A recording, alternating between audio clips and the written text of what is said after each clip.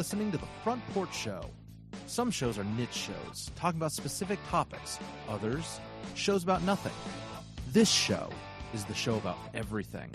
On The Front Porch Show, we'll talk about current events, some news, a little bit of politics, along with a whole lot of life. Welcome to our Front Porch. 1-402-799-1811. This is The Front Porch Show. It is a new year. Episode 93 commences now. Got Ozzy to one side, just Karen to the other. And we're going to discuss Z's pronouns today. Do you Guys, realize?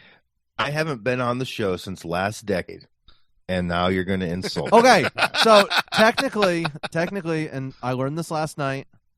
Listener informed me of this. Thank you, Scott.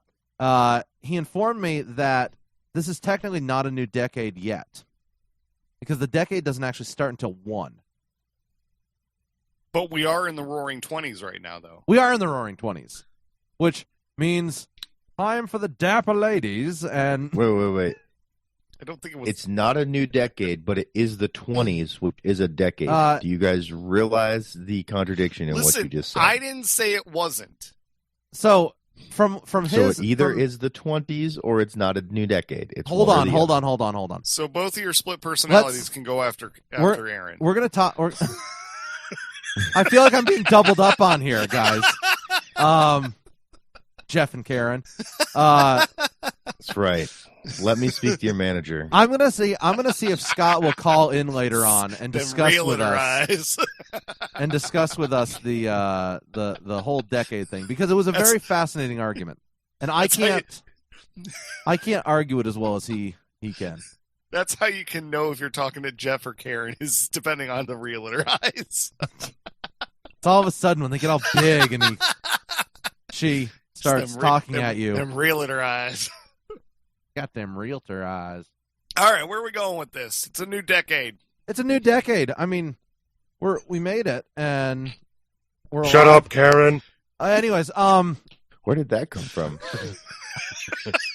You haven't been on the show since that, have you? He probably hasn't listened to the show either, no, so he doesn't know about it. I try to listen to you guys as little as possible when I'm not around. 5 weeks. Oh, I know. So happy New Year's, guys. We are recording on New Year's Day here because in 2 days I am about to leave on vacation, and we wanted to get you a show this week because we love you. Yep. Mathis, I'm going to interrupt your intro right now because I'm already going to prove you and your buddy wrong. The decades begin in years that end with 0 and end in years that end with 9. They are different than centuries or millenniums. Centuries and millenniums don't begin until the 1, but the decade ends on them. So anyway, hold on. That's what this article is claiming. I am so glad we figured that out. I can now complete my decade. Exactly. Wow. Okay. That was an awkward pause. I don't know what the hold on was for. I really don't know what we're waiting for, but So no, I was texting Scott and asking him if he's awake yet. To see if he wants to call in, because I really want him to take on you, Jeff, and no. I'm interested to hear his explanation, because it just doesn't make sense to me. No, and right. I don't know. It made sense last night, but it was 1 a.m. Well, I think it comes down to the way that we've done years. So there was never a year 0, right? With the whole anti-Domine and then before Christ or before Common Era thing, so there was never a year 0. We started with year 1. So that's, I think, what throws everything off. Oh, did we start with year 1? Well, because you think about it, it starts with... Oh, it never started with year 0. You're right. Yeah, it's year 1. So I think that's what throws all the math off. I think that's what it is. Well, right, but you start your kids at 0. I remember that's what they were saying last night was something about math-based 0, but years are math-based 1, and... Yeah, so that's probably why. It's technically the first 10 years didn't end till the end of year. Anyways, I'm working. Yeah. I'm working. That makes sense. No, that makes sense. That makes sense. I'm working to get Scott on, Hopefully he'll give us a call. But how I'm only was working on one cup of coffee. So. How was your New Year's, guys? What did you do? I mean, we know what Ozzy did. Ozzy watched last year's ball drop, or 2 years ago ball drop. Actually, we didn't do that at all. Really? Oh, you didn't do your tradition. No, we put the kids were in bed at like 8:30. So, and we watched Mr. Rogers, put the kids to bed, and just went from there. And then me and the wife watched some Star Wars. And so nerdy. Did you stay up till midnight? We did actually. Are you watching all the Star Wars before you go see it? Yes. In order? Yes. Nice. In order that they happened, or order that they came out? Technically in chronological order. Okay. Not in order that they came out. Yeah. Yep. So we went through episodes 1, 2, and 3, which are still as bad as they used to be. It's funny because when I rewatched them, they weren't as bad as I remember them being. They're not good though. They weren't good. Yeah. Oh yes, I was. They just weren't as bad. Like I thought they were a lot worse. Number 1 was bad, but nobody cares about your opinion. They're asking mine. It's true. So it's true. Go ahead. They were Ozzy. bad. So we went through episodes 1, 2, and 3, and then I went and did. Let's see, where am I? We did the Han Solo movie. Han, and then Han Solo, then Solo, Han, then Rogue One, then episodes 4, 5, and 6, and now we're on episode 7, The Force Awakens, which we haven't watched yet. I did that over the last couple months or last month, but I didn't watch that. I just watched Solo recently, so I didn't watch that one in there in order. I did miss that one. You can skip Force Awakens. There's nothing wrong with that movie. That movie is a decent movie. It's just a retread. Fine. It's just a retread of A New Hope. Okay, it is, but it's fine. Movie. It's not a terrible movie. I don't mind the new movies. Last Jedi was a little rough, but I am not so much of a fanboy to freak out about every single thing, like, Aaron's split personality over there. I just didn't like The Last Jedi. Wait, The Force Awakens was which one? That was the first one, 7, of the new one ones. yeah, so that one was fine. It was The Last Jedi was terrible. I don't know that it was terrible. I didn't like it. It wasn't what everybody was expecting it to be. That was the thing. I was not a fan of emo mopey Skywalker, just right. Yeah, but that whole thing. Is he actually worse than Anakin in episodes 1, 2, and 3? That's the question, because there is nothing worse than that, because they completely ruined Darth Vader for me, because they're like, Darth Vader's like this whiny little teenager who didn't get his way and decided that he was going to hate his wife who was pregnant, and she dies from hope, like loss of hope, I guess. I don't know. There wasn't really a reason why she died. She just was sad.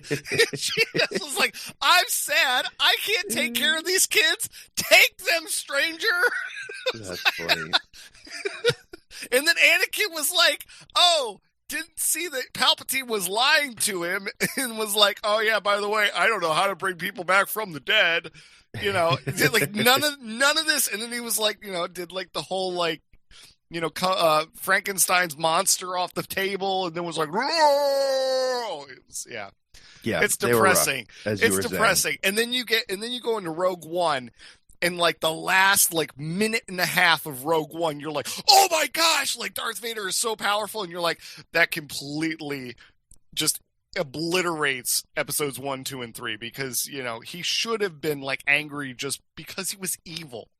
You know what I mean? Like I don't know. His backstory is still irks me to this day. That was an intense review. Wow.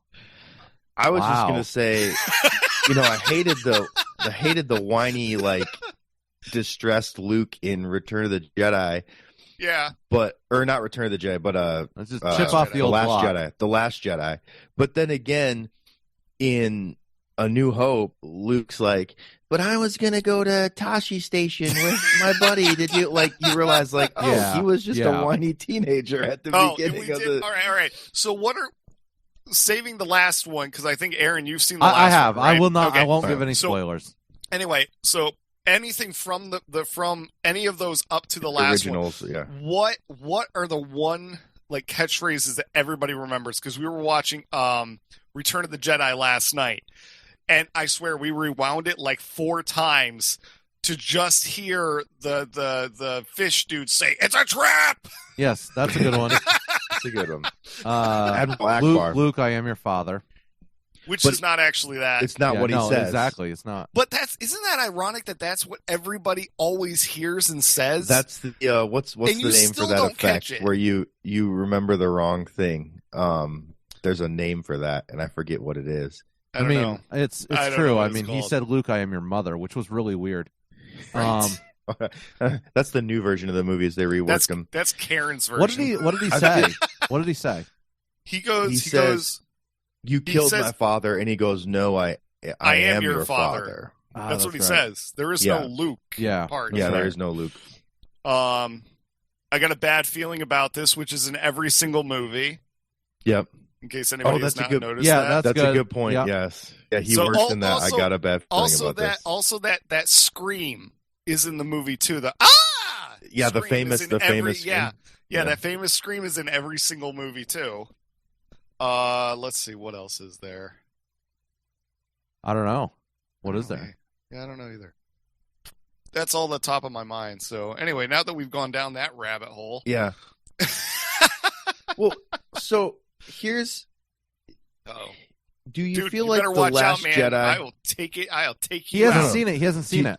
Do you feel like The Last Jedi, the second of the Mathis? Just I've seen that. You're out.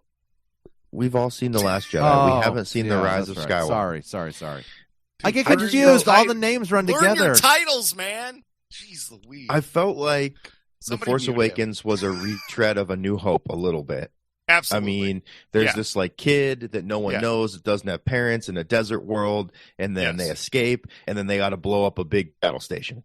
Right. And then it's exactly the same. Like and everything then the Last about it is Jedi, basically the same. The Last Jedi is like a murder of The Empire Strikes Back and Return of the Jedi.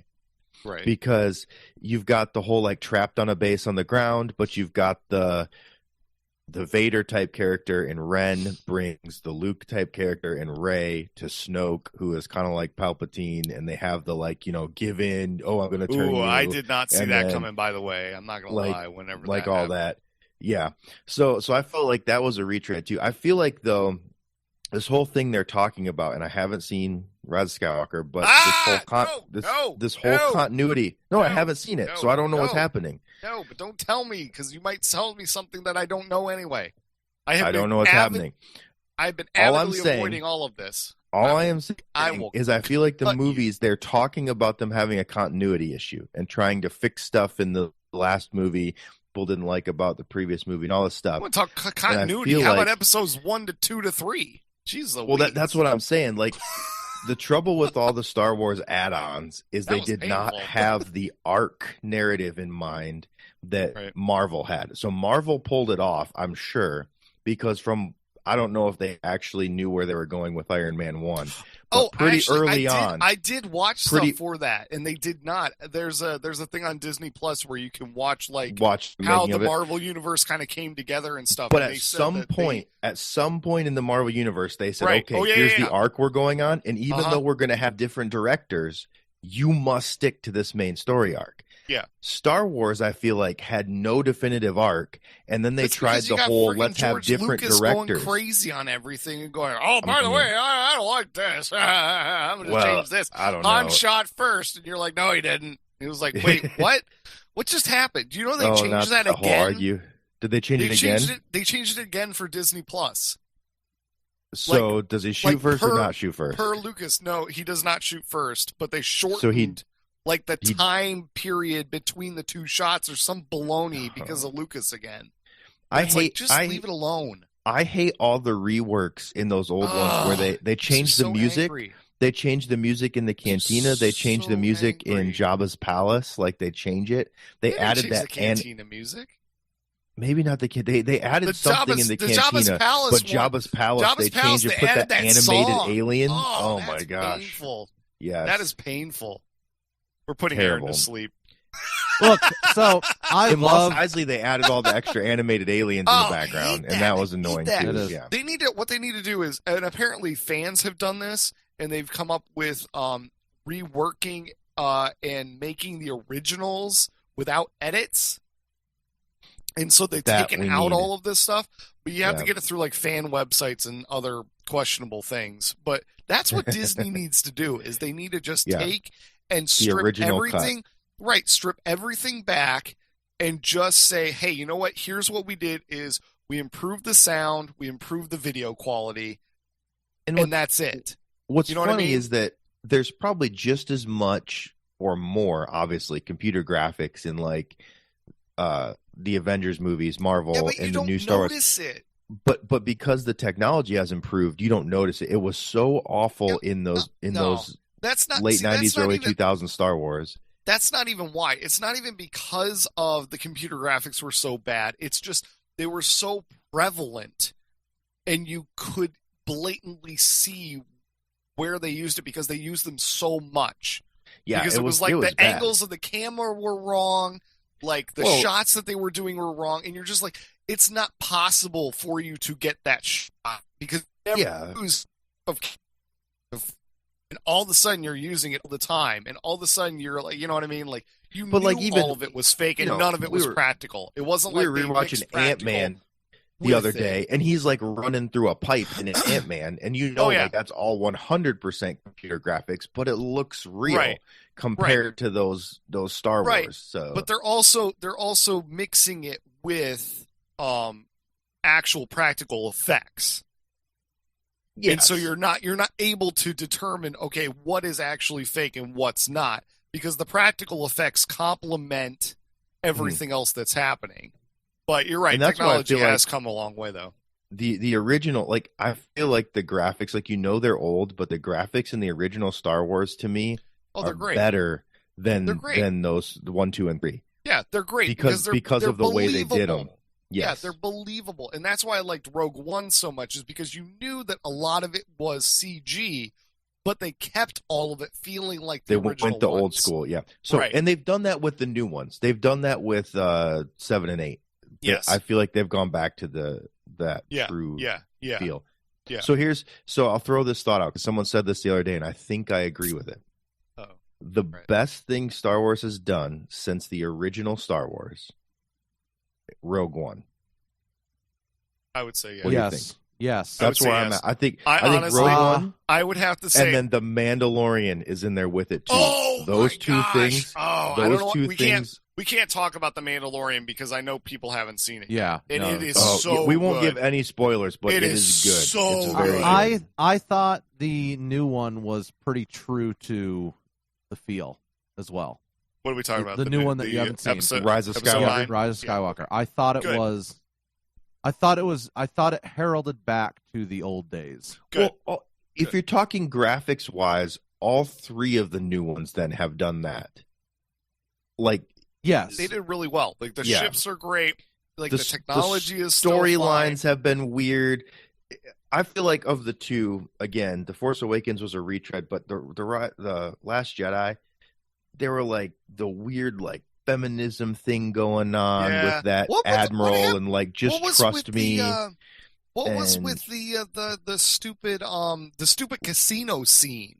Okay, yeah, that was just random. Anything to do with anything? And then like Leia force pulling back into the spaceship. All right, what the heck happened? Did she turn into Mary Poppins or something? Like, what was that? And the Force like doesn't keep you from freezing to death in space. Well, I mean, theoretically, it could. Yeah, it could.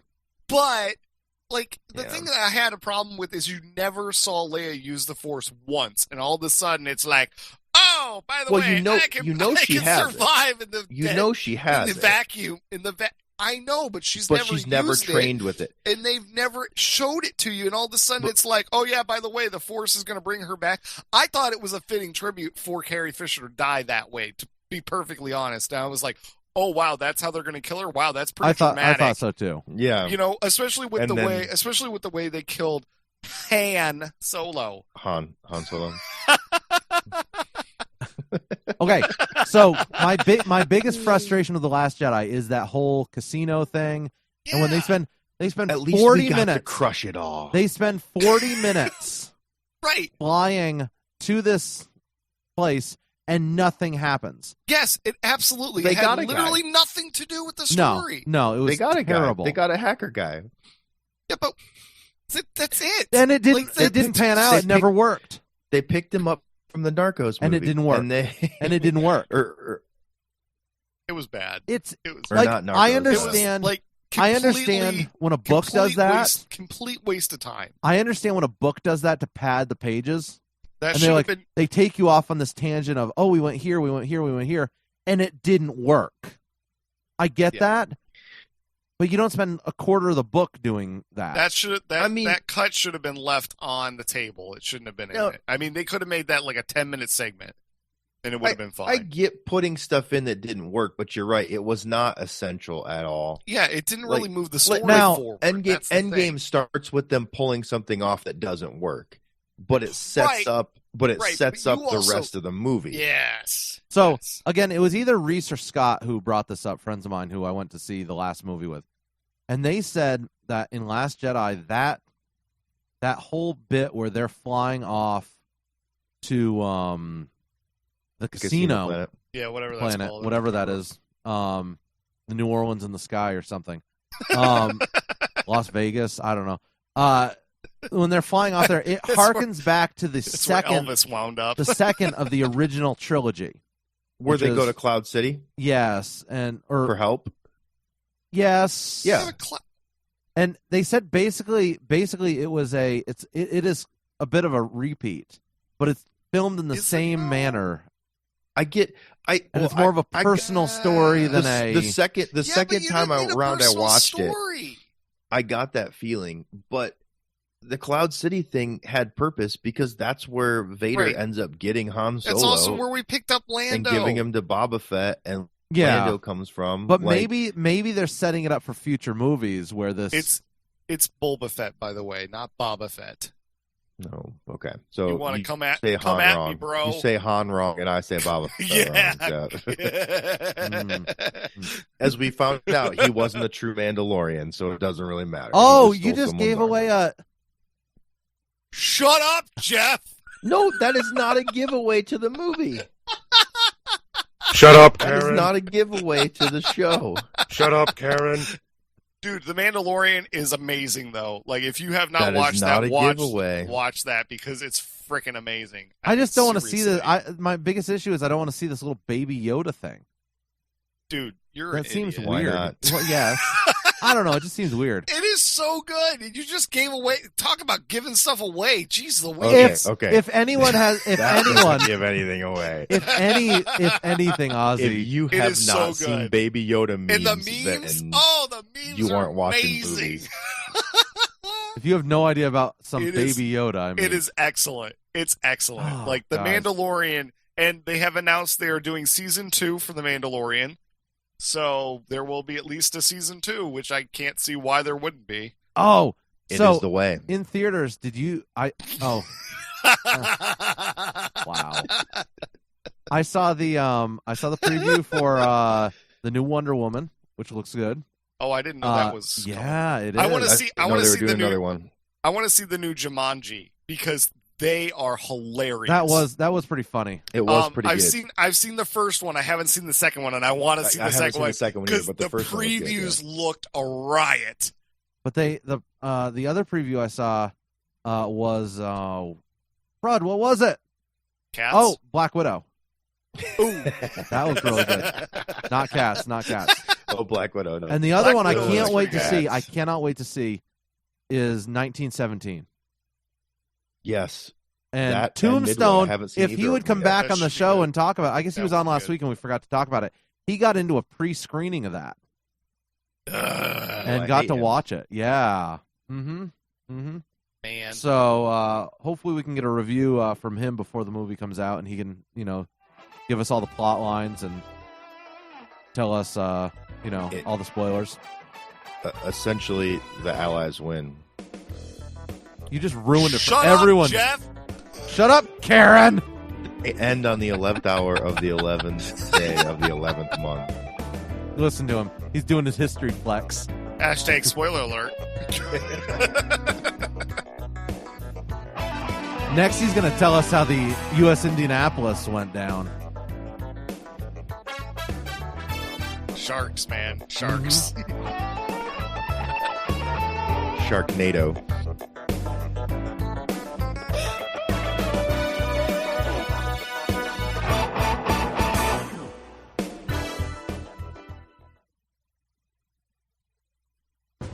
Did you see where Biden wants to take me to the back of the barn? Me.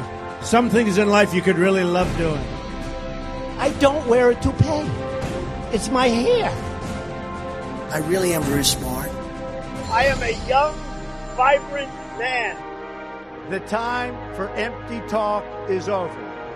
Now arrives the hour of action. We will make America great again.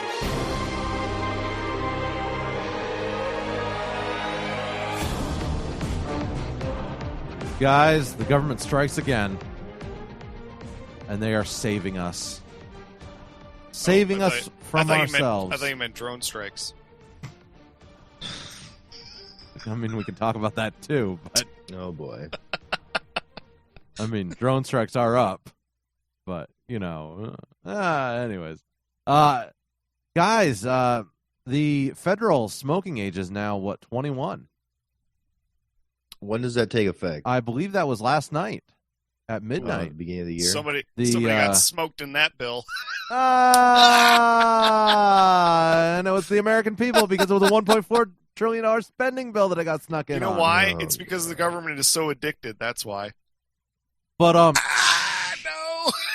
no. So if in case anyone didn't know, I mean, we're not smokers, but I found this quite interesting. That Trump the other day signed a $1.4 trillion spending bill, and tagged into that bill was a raising the minimum age of tobacco. You know what's stupid is that you have, all right, so you're raising the age of tobacco to 21, which I'm neither here nor there on, but you're still okay with kids who are like 17, 18 signing student loans for like hundreds of thousands of dollars. Well, yeah. You can to fight too. But you can't buy tobacco? Right. You can fight for your country. You can be drafted. Right. But you can't smoke. Right. I don't have a desire but I don't really get it. You got to pick an age. You're either an adult at 18 or you're an adult at 21, and you're either an adult for everything or nothing. Pick an age. You know what's going to be? It's going to be everything's going to switch to 26 because now you're apparently not an adult till you're 26, so you can stay on your parents' insurance. Right. So it's like, well, you're right. If that's the case, you can't pick an age, man. Fine, then you can't vote till you're 26. Then you can't. I think you shouldn't be able to vote till you own land. Oh, you're one of those guys. I'm just saying. Actually, that's how the original system was. I'm aware, and it helps if you have skin in the game. But no, anyway, I'm not that crazy. But yeah, so the guy who just rents his house on all this. Let's do it. Why not? That would take care of all the insanity of. Basically, that would neutralize all of California and all of New York, and Chicago, and Baltimore. It's like that is interesting. All those renters out there. Well, I mean, I'm not saying it's like plausible to own land there. It's just like, you know, it makes it very Hong complicated. Kong, when we were talking about Hong Kong and everybody kind of getting all together and like renting a building. You know what I mean? It's a very complicated thing. I come back to the smoking thing, and I'm like, this wouldn't be an issue if free, quote unquote, free healthcare isn't trying to be forced on us. And the issue is they are trying to. Well, no. I'm tying a lot. Yeah. Okay. So let me explain. I'm tying a lot of these government regulations to healthcare and stuff because they see a perceived issue, and that is healthcare costs rising, and people are hurting themselves. But the government doesn't view people as being able to take care of themselves and make decisions for themselves. They view us as stupid. They view us as incompetent to make these decisions. And yeah, if you're sucking down a pack of smokes a day, you're probably not very bright anyways, especially with all the science out there. But really? Yeah, but that's the progressive mindset. The progressive mindset, these elite experts know what's better for you. The collective knows what's better for you than you do yourself. Did you see this? Did you see the C.S. Lewis post I made the other day on Facebook? I did, actually. But it goes all the way back to Woodrow Wilson and that German, when all our elites here started going over to Germany in the early 1900s and learning from their colleges over there and bringing those politics back over here. And you had Woodrow Wilson and Williams Jennings Bryan and all of those people introducing that progressivism. So, no, that's not really one of the ones I was thinking of, but sure, whatever. just to throw that in. C.S. Lewis said, "Of all tyrannies, a tyranny sincerely exercised for the good of its victims may be the most oppressive. It would be better to live under robber barons than under omnipotent moral busybodies. The robber baron's cruelty may sometimes sleep; his cupidity may at some point be satiated. But those who torment us for our own good will torment us without end, for they do so with the approval of their own conscience." Well, and that's the whole theory about market economics, right? Is that instead of saying, "Oh, there's good people out there that are doing this for good," everyone's greedy, everyone's self-interested, but to get the best of their self-interest, they're going to have to end up engaging with you in a way that's good for your self-interest. So let's realize the state of humanity and then engage under those rules. And that's essentially free market versus this whole, but in a free market, you don't have people controlling. Good. No, that's what I'm saying. And people don't want to give up control. Right. And that's why he's saying it's better to live under robber barons, which is not a good thing. Think of what sprung up in the 1920s and then, of course, what caused the unions to come about and stuff. Some of these really bad practices by these big corporate monopolies and giants. But eventually those things broke down because for their companies to continue, they had to give concessions to the workers and whatever. So it's better to live under that because at some point their greed is actually going to work in your favor than to these busybodies who have convinced themselves it's their religion that they're doing their best for you. And it's all in your best interest to just let the government take care of it. And some of them wholeheartedly believe it. Others of them just obviously use it for their own power. Yeah, it's such a convoluted. I wish people could return to personal responsibility. Yeah, but nobody wants it. And no one wants it. Yeah, I know. Exactly. And that's how they win on all these things. And you blatantly see it like in the workforce, I would say, is a really good example because it's like you have people that are, they'll work years and years and years for this company, for whatever company it is, but they don't really want to do anything. They don't want to move up. They don't really want to come to work. They always complain about work. They always complain about responsibility. You know what I mean? I just want to collect my paycheck and go home. Right, exactly. And I'm not saying that you can't do that, but it's like when it becomes like you're completely complacent at what you're doing instead of working hard for that one job that you're getting paid for. And you know what I mean? Like you're getting paid to do a job. Do the job. There's two methods of I want to collect paycheck and go home. I'm not here to climb the ladder. I'm not here to get one up on my other employees. I'm going to show up. I'm going to do my job. I'm going to do my best at my job and go home. And if I retire from here and they say, "Who are you?" I'm fine with that. You know what I'm saying? Right. And then there's the person that's like, I want to show up, avoid doing any work, collect my paycheck and go home. And that's what we're kind of seeing the rise of. Right. That's what's like super crazy is you have this. It's almost like you remember Gladiator? That scene in Gladiator the other day. Where they're talking. Oh. No. Yes. Where they're talking about how that that what should the be people, the show's subtitle. Yes, and they're talking about how that the people that what Caesar is going to do is he's going to give them games to distract them. Yeah. And then he's going to take away their freedoms. Bread and circuses. Right. And then they're going to take away their freedoms, and he's going to love them for it. That's exactly what is happening. Bring it back to Star Wars. It's this is the how shadow... the Republic ends. The sound of thunderous applause. Yes. It's exactly how it is. Maybe the only good thing to come out of the first 3 movies. An excellent line. I can agree with that. This is how liberty dies, to the sound of thunderous applause. Yeah, yes, exactly. Yes. See, I didn't even get the quote right. Yep. Yeah, it's all right. We know you're not really a good Star Wars guy. I know. I know. First, guys, I enjoy the movies. Same with Marvel. I love the Marvel movies, but I cannot get into like this analyzing and studying the movies out. And I'm definitely not deep into it. I can't but that's do it. Just a famous quote that's been memed like a million times in the political realm on the conservative side. So it was a meme before we knew what memes were. Shut up, Karen. It's true.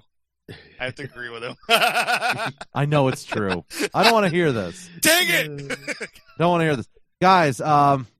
Aslan hates agreeing with me, but it just happens. I do. It hurts my soul. There's a siege. There's a siege going on at the Baghdad embassy right now. It's pro-Iran militia. Wait, what? Who has stormed the Baghdad compound. I woke up to this morning. It's for our viewers or listeners. We don't have viewers. That'd be really boring to watch. Is this but we're recording on the 1st, and I woke up to this morning. So this is a little bit like Benghazi. Trump's Benghazi? I woke up to kids stomping down the hallway. Except that there was a response. It sounds like they stormed it, but were A, Marines there to secure it. Yeah. And B, they've just activated some sort of paratroop regiment out of like North Carolina that they're sending over there. So what exactly is happening? Because I've heard Benghazi and then a bunch of people were storming this. Or what exactly is the story here? This is Baghdad. Okay. They were holding protests, I guess, outside the embassy. And there were thousands of demonstrators. A lot of them Iranian-backed militia, and they were in the green zone, which is the fortified area in Baghdad, to protect the Americans who are in there, I guess. And yeah, I guess the U.S. actually did drone strikes on them, did airstrikes. So not on the protesters, but the U.S. did drone strikes on Hezbollah. The Hezbollah, Hezbollah militia, right? And then this protest is because of the drone strikes on the militia. Yes. So the whole thing is very, very convoluted. It's a very real situation right now. This is why I do not ever want to work in an embassy. Yeah, isn't that scary? Well, yeah. Okay, especially in the embassy in Great Britain or Germany, but yeah, if they're like, "Oh, we're sending you to Iraq," yeah, no thanks. I'll pass. No, good. Why do we even need political relations with that country? So they're planning on a long-term protest. They've got cooking pots set up outside and 50 tents, portable toilets. Yeah, so they're planning on being there protesting for a long time. They burned out a good area of it. Like, here's the security checkpoint, and it's just in ashes. Yeah, it's not good. So what? I'm confused. We're in Baghdad. This is Iraq. Why are there pro-Iranian militia in Iraq? I have not been following this super closely. This is one of the great mistakes. The greatest, what is it in Princess Brides? The greatest blunders, or the never start a land war in Asia. Never start a land war in Asia. It's true. It's very true. One of the classic blunders. Yes, that's funny. Man, we're just pulling out these movie quotes today. So they're apt. I mean, let's see. How did that work? Trump said he would hold Iran fully responsible for the attack on the embassy. Ordered 750 troops to be deployed to the Middle East, as about 3,000 more were to be prepared for possible deployment. So we're going to have another 3,700. So he has guys been over pulling there. people out, but yeah, now it's back up. Why are we even in these countries still? I mean, this I'm whole just nation building nonsense. If this is what's happening, can't we just pull out of these countries and just leave them alone? Who was I listening to the other day? Just though, let them implode. The problem there, and I hate to say it because I hate these wars. I absolutely hate these away wars. from his libertarian roots here. This is relish this moment. Relish this moment, Aslan. Avoid a land war in Asia. The void of power will create warlords who step up, like Bin Laden, because the same thing happened. The same thing happened in the 80s when we were holding a proxy war over there with the Taliban. We were on the Taliban side at that time, providing them weapons and guns to fight off the Russians who were trying to invade. Because the Russians wanted oil. Mm-hmm. And the Russians were invading, wanting the oil, wanting the people, wanting everything. And we were backing the Taliban and sending them weapons. Well, many of the weapons that are being used against our troops today. And then, so when the Russians decided to back out, all of a sudden there was a void. And then you get Osama bin Laden, who got raised up as this leader, rogue military leader over there. But this is where I feel like I advocate this type of peace through strength, where you let them do their thing, but you keep an eye on them. And if some guy like bin Laden rears his head you and send causes in the UN problems for us over here, you let the blue helmets know. Send in Jan England. Steamroll them. You turn them to glass. You bomb the desert pass, and then you leave. And you let them take the next couple decades to fill the void again with whatever. And if another guy rears his head, you go in and chop off that head. You know what I'm saying? Like the problem is in that case, you can't nation build. I agree. But in that case, can't nation build over there. You end up ticking them off to no end, and we end up with terrorism here. And that's part of the. But now, then you had, but they're not going to accept Western style democracy, right? But was it better to just leave Saddam Hussein in power then? Probably, because technically it was a stable, not the greatest guy in the world, right? Absolutely, no, that's toppling dictators like this. That's stability, though. This is a terribly unpopular view, and I realize that people are going to listen to this and hear the wrong way. I've said it on the show before, so don't feel bad about saying it again. Some people are not ready for democracy. Oh, exactly. No, you cannot. Some force cultures are not up on people. You can't do it. They're just not ready. The cultural base. Right. You're exactly right. And the hard part. It sounds terrible because I am a freedom-loving guy. I think that people should be able to pave their own destiny and make their own choices. You can't force feed it down their throat. No, you can't do it. You can't do it through force. You're exactly right. They should be able to pave their own destiny. And they're not ready for their version of we want to get rid of this dictator is I want my dictator in power. Wow, that's their version of the U.S. right now. Yeah, I mean, we just do it through slightly more peaceful means, but yeah, I mean, we do it through elections instead of firearms and warfare. But it's kind of bad. But you're exact right. Like the years, decades, centuries, really of philosophical and cultural foundation that came together for the U.S. to create this system of governance that was created in the 1700s it's not there in these Middle Eastern countries. No.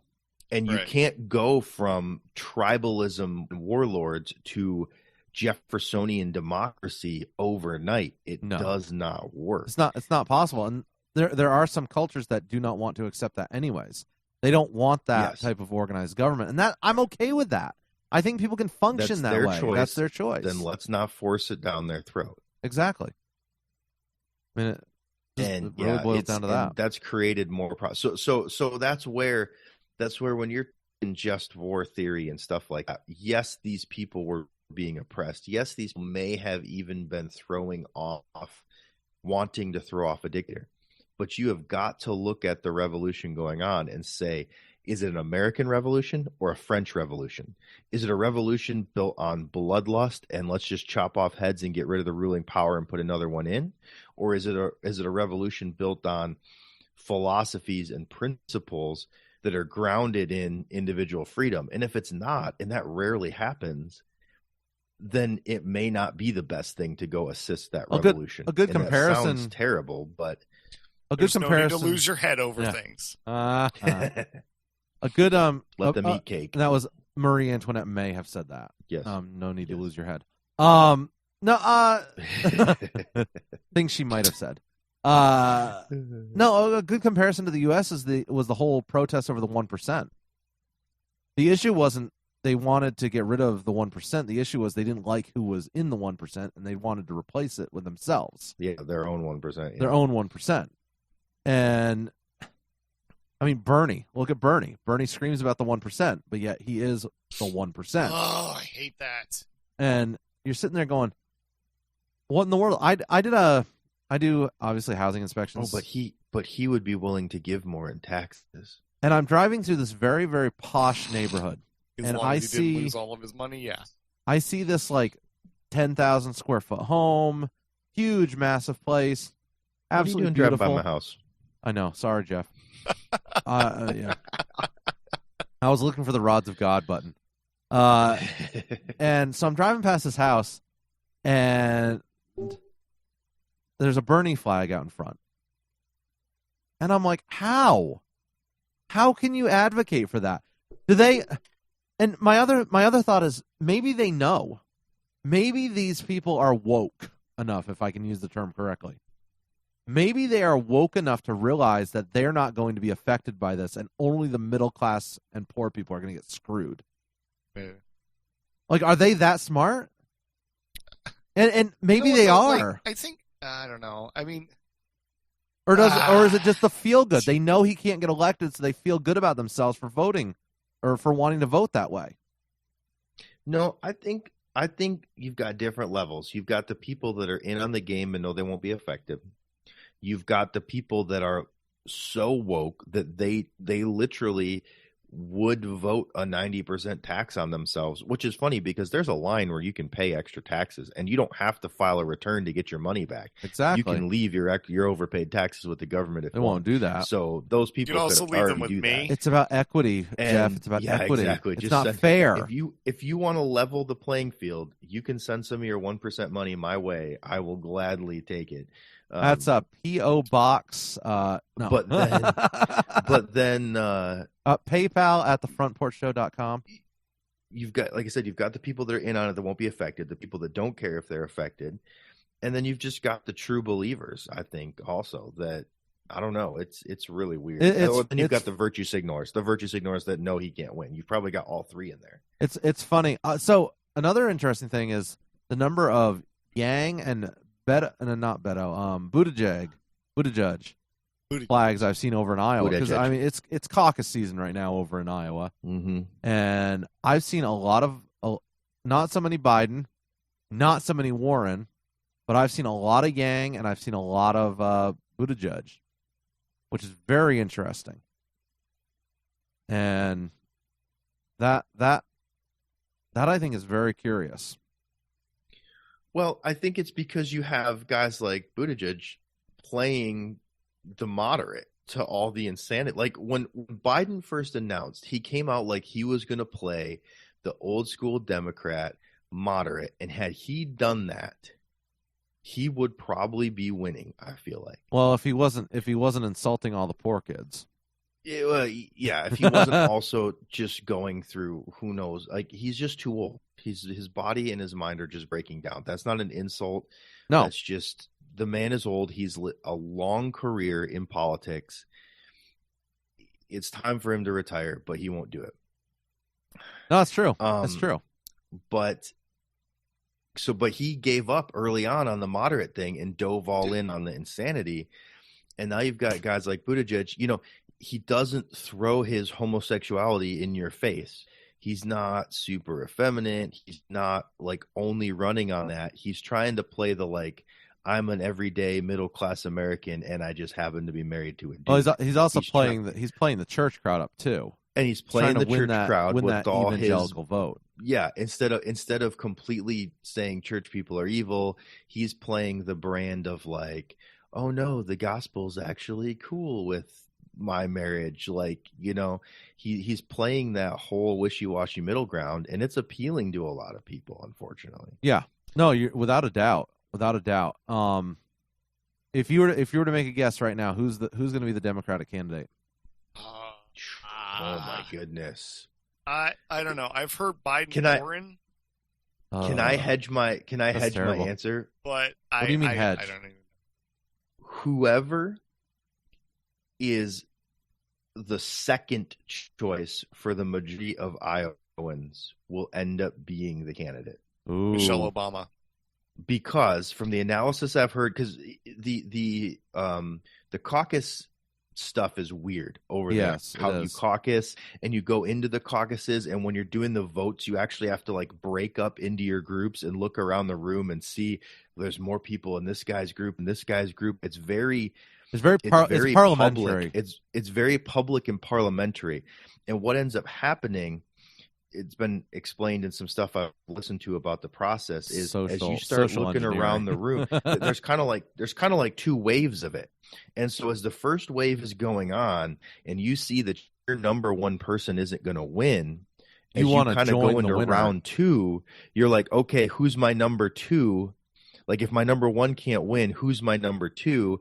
And if a lot of people have the same number two as their number one is losing, they'll end up all jumping in on that one. So, for example, if everyone's like, I don't know, Buttigieg doesn't really have the experience, whatever, I'm a Biden guy, but Biden's tanking right now. And this person over here is a Warren person, but Buttigieg is their second guy.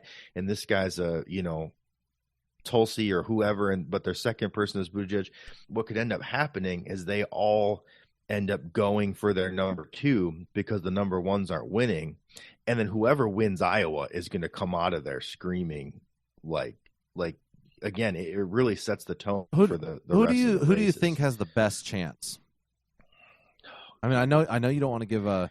I'm with Ozzy. If Michelle Obama threw her hat in the ring right now, she'd win. She would win the presidency. Like no questions asked.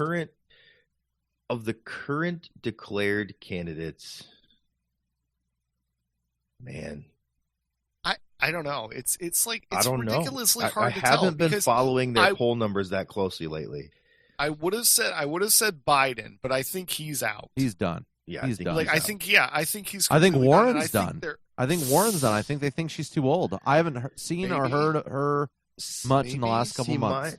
My old school traditional answer would have been, I think Warren will come out in the end when people get done with their flavor of the month. I don't think that fits the modern Democratic style, though. I don't think so either. My gamble based on the new style, Buttigieg. I'm going to say Buttigieg. Yeah. See, he's my first guess.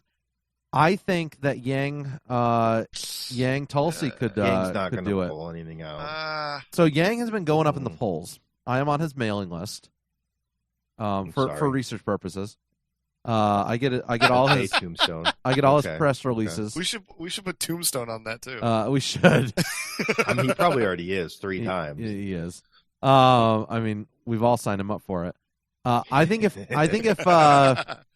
Tulsi Yang were to declare that they're running together right now, before anything starts, and say they're running together on the same ticket, I think they'd have a chance. But Democrats hate Tulsi with a passion. It's a little different, but Ted Cruz and Carly Fiorina tried that. Yeah, and it didn't work.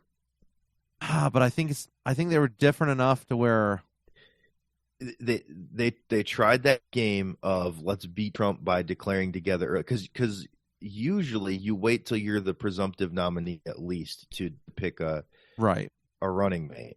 Right. And they tried the let's just team up early game. And I think Fiorina was the wrong choice. I think if Cruz and Rubio had teamed up, might have been better. Might have been. It's not my. I don't know that it would have been my choice, but it might have been better. I think if that team could have decided who would have been the president, who would have been the vice president. There was too much ego between those two teams. I think if Cruz and Jeb had declared together. That'd been... No, I'm kidding. I'm totally kidding. What? I'm like, please clap. Please clap. please clap. I don't know. It's going to be interesting watching things go forward. As I said, How did we get off on that from Benghazi, Baghdad? I don't know, guys. We have this knack. We are wonderful and we are amazing. Spastic. Spastic, that's the other word What for difference does it make anyway? Thank you, Hillary. Trump's going to take him to the back of the shed. Barn.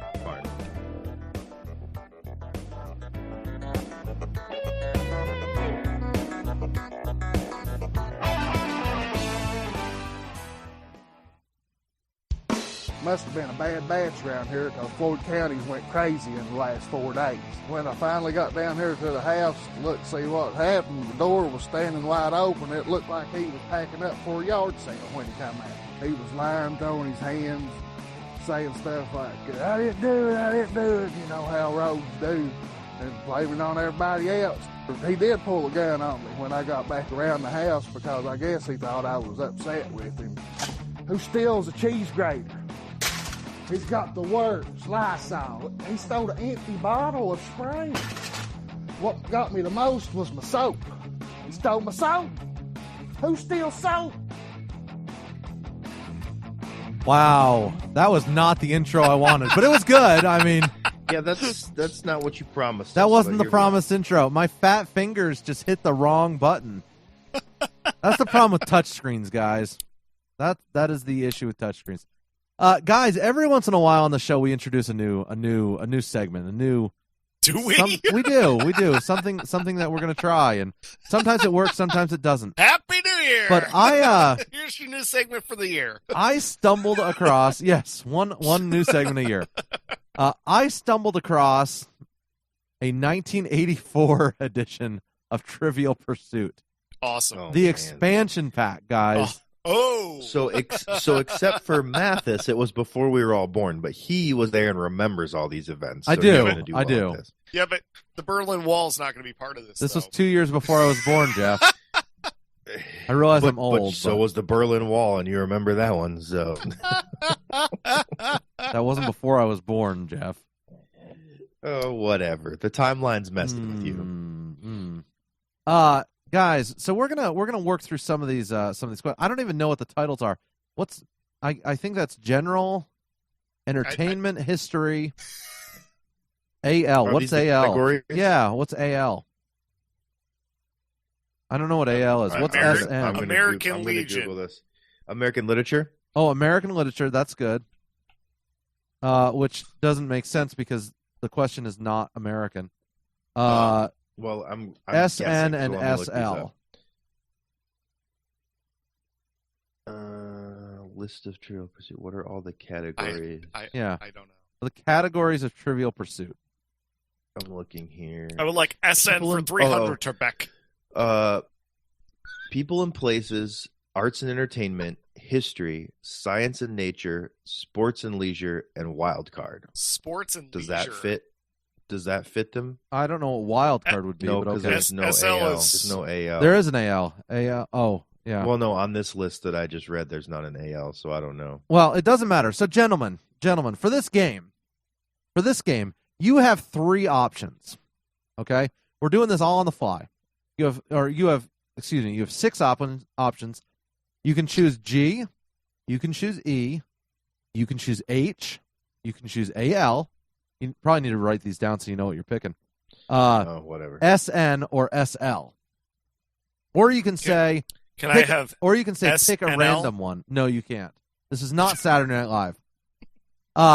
You will also bid. Before the question, before you choose your category, you will pick a number between 1 and 3, and you will get those points if you get the question. All right. Correct. You cut out on my end there, so I didn't hear what you said about bidding. Okay, so 1 to 3. 1 to 3. You choose the number of points you will get if you get it right, but you will lose those points if you get it wrong. So play conservatively. Oh my god. Okay. Yes. Oh, yes. man. Yes. All right. I got my piece of I have. paper. What are we doing I now? have your categories. I have your categories. You here. guys are responsible for keeping track of your own scores. I will not be doing that. Man. I missed half the rules, but here we go. Okay. So Here's bad. the categories, by the way. So, guys, So the categories are geography, entertainment. Geography. It's not geography because this is not a geography question. Well, it says what version of the game do you have? This is the Trivial Pursuit Genius 2 edition. Okay, so then so it's geography, entertainment, history, art and literature, science and nature, sports and leisure. Those are the categories. Well, either way, you'll have to help me with that. So, Okay. I've got the first card here. You guys need to do paper, rock, scissors to figure out who goes first. Oh my gosh. Okay, All first of all, it's rock, Jeff paper, won. scissors. Rock, paper, scissors, whatever. Okay, Ready? go for it, guys. Ready? Okay, they are doing rock, paper, Is it scissors on on the air. shoot? On shoot? Yeah. On shoot or on, okay. What are we doing? Rock, 1, 2, 3, shoot. rock, paper, scissors, shoot. Okay, so ready, set, you win. Oh, Ozzy wins. Dang it! All right. Ozzy won. Ozzy, your All right. first category. What would you like? Yes. GEHALSN or SL? I would like SNL for 300 Trebek. That's not an option. But geography, entertainment, history, art and literature, science and nature, sports and leisure. Do entertainment for 10 entertainment. points. And how many points? 10? 1 to 3. 1 to 3, man. Oh. that's I mean, if you want to go by inflated numbers, just all in 10. Let's do He's like, I'm going to win this question. Okay, so Ozzy's going for 2 points here with entertainment.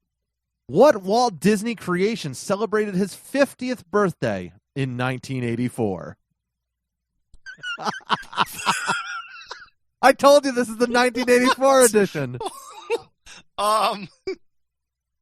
What year was it? 50th? 50th. So this would be been- 1934. It should probably Mickey Mouse. That is incorrect. No. Ozzy is now down I have negative no 2 idea. points. Now, do I have Jeff, to get to steal steal that or one, or something? do I get a new You question? may steal that. Can we use the do Google I take machine? negative points to steal it? You do not take negative points to steal it. You can only win those points. You can Okay. only gain those points. So my steal attempt will be But if you do get it, that is the end of your turn. okay. Oh, okay. But if I don't get it, I get a turn. Yeah, and then that's I get right. points, That's right. That's right. So, I'm you going get to a freebie. go. It's a free I'm play. going to go Donald Duck. You're going to go Donald Duck. And that is correct. Ding, ding, ding. Whoa, that Donald was a Duck. guess. Whoa, Donald Duck. Boom. We're like a game show. Oh, we are. We've got the sound effects and everything. Wow.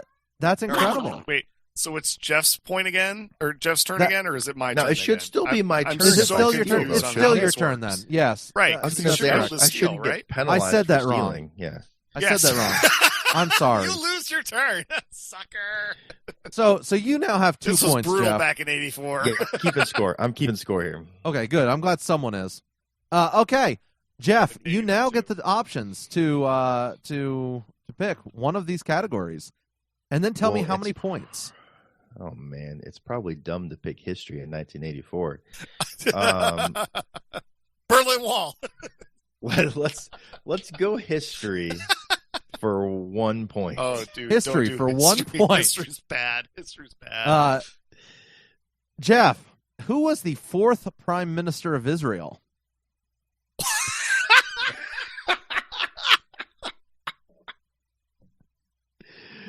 I didn't know they had 4. Is it? What was? I don't know any of them, but the one current one. So I'm drawing a blank on his name too. I know his name. No, I know the current one. Nelson the current Mandela. Sharon. What's Israel? Sharon? It looks like Sharon. Sharona. That was I can't think of his full Sharona. name, but it looks like Sharon. I think Sharon, something like that. I'll give you half a point if you get it right, but you didn't. So you lose 1 Half point. a point if I get it right. Like I'm confused.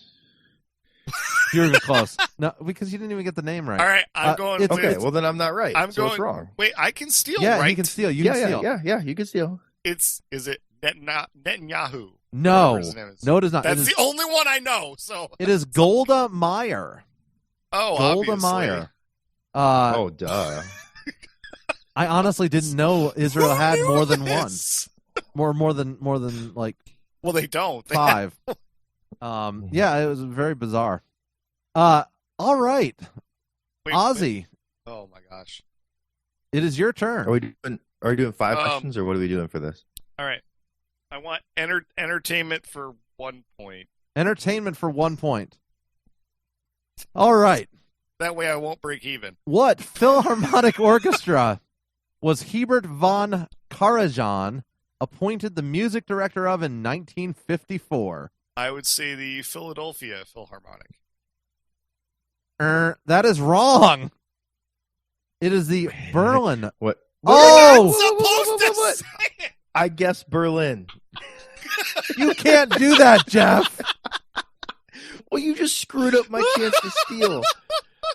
I So did. I will give you. Give me a steal entertainment question for 1 point, and then I'll do mine. I will. Okay, here we go. Here's a steal. What People century? do this stuff? What century does Captain Video live in? What the heck is that? I don't know. I gotta Google this. This is the amazing thing of playing the 1984 edition of. This came out before we were all born. Oh my 20th gosh. century. Dude, The 20th this century. Is legit. 20th century? Is that your final answer? Final answer. That is incorrect. It is the 22nd century. Oh, obviously. Oh. Now, if you would have asked me what Duck Dodgers, I would have gotten that. All right, so gonna. So Jeff, it's all you. I'm gonna go with sports and leisure Oh no. for 2 points. All right, 2 points here for sports and leisure. How many times in his 16-year National Basketball Association career was John Havlicek a member of the All-Star team? He was in for 16 years? 16 years, and he was an All-Star for how many of those years? John Havlicek. No Googling. I can't even spell that. No, I can't even pronounce it. What are you talking about? Once. That is incorrect. I am sorry. Whatever. I'm going to say 13. 13. I'm going to say 13. Oh, wow. Yeah, he keeps messing up the skill. I know. So now give Oswald a 2 point crud, sports Ozzy. and leisure steal. I was going to guess 6 He is anyway. not good at his own game. I'm sorry, guys. I'm forgetting the You rules. are the worst moderator. I am. ever. I'm the worst host. What did Sammy Baugh say the 73-0 score would have been if the Washington Redskins had scored first in the 1940 football blowout? Wait. His face. I don't even think he read all the words correctly there. What did Sammy that Baugh? again. What did Sammy Baugh say the 73-0 score would have been if the Washington Redskins had scored first in the 1940 football blowout? Would have been 73-7. You got it right. What? I'm not kidding. That is the answer. Amazing. That is the That's answer. amazing. I would have gone with How many that. points did you just get? I don't know. It How is many 2. was that? He got 2. So we're now tied. You're now tied at 1. Oh, All right. -1. We're tied at -1. Oh, -1? Freaking not We've- even here. We've each missed a -2 and a -1 question, and we've each stolen a +2 question. So we are tied at -1. All right. So whose turn is it? It's Ozzy's turn It's now. mine. It's All right, Ozzy's turn. I want. What were the categories again? It doesn't Geography, really matter. Just pick Geography, entertainment, history, art and literature, science and nature, one. sports Let's and do leisure. art and literature. Art and literature. Right up Ozzy's alley. He's got Maybe this. my What? degree will help me out. What wide-ranging novel opens? This is not. My gonna help me. father had a Nope. small estate in Nottinghamshire. I was the Oh. third of 5 sons. That would be Robin Hood. No. Wait, you didn't pick points. You didn't pick your points. Yeah, you didn't pick your Oh. points. Okay, -1. So you get 1. -1. So he gets 1 Wait, point. So what? It's not. No, it's not. Wait. I can't So tell read- you. So read the quote again. Read The quote is, my father had a small estate in Nottinghamshire. I was the third of 5 sons. I know you don't know. You got it wrong. Shut up, Aaron. You got it in front of you. What's the third and five? Come on, Jeff. I don't even have a guess. Guess literature. Come on, man. It's not that hard. I can't even think of a title that would start that way. If you just said "Call Me Ishmael," I'd have got it. I nailed that one. Well, I didn't. Now, did I? The Prince and the Pauper. No, it's Gulliver's Travels. Oh, yeah. Now you know. Now you I'm know. so glad our liberal arts didn't education know that has one. come to this. So, Jeff, your main question here. What category would you like, and how many points? This is so bad. I'm going to go with arts and technology. Wait, is that one of them? It's not in this one. Arts This and one technology? Is, no. No, because they science didn't have theater, that back in the 80s. That's another 84 edition that's got a science and technology. I'm going to go with... This is the Genius edition. So I'm going to go Obviously, with that's why we're not science doing and well. nature. Science and nature. Science and Nature. Oh. It actually says Genus 2 edition, not genius on the thing I'm looking at. Is it spelled wrong, or is it genius? No, on you're yours? right. You're correct. It's the Genus Okay. too. All right.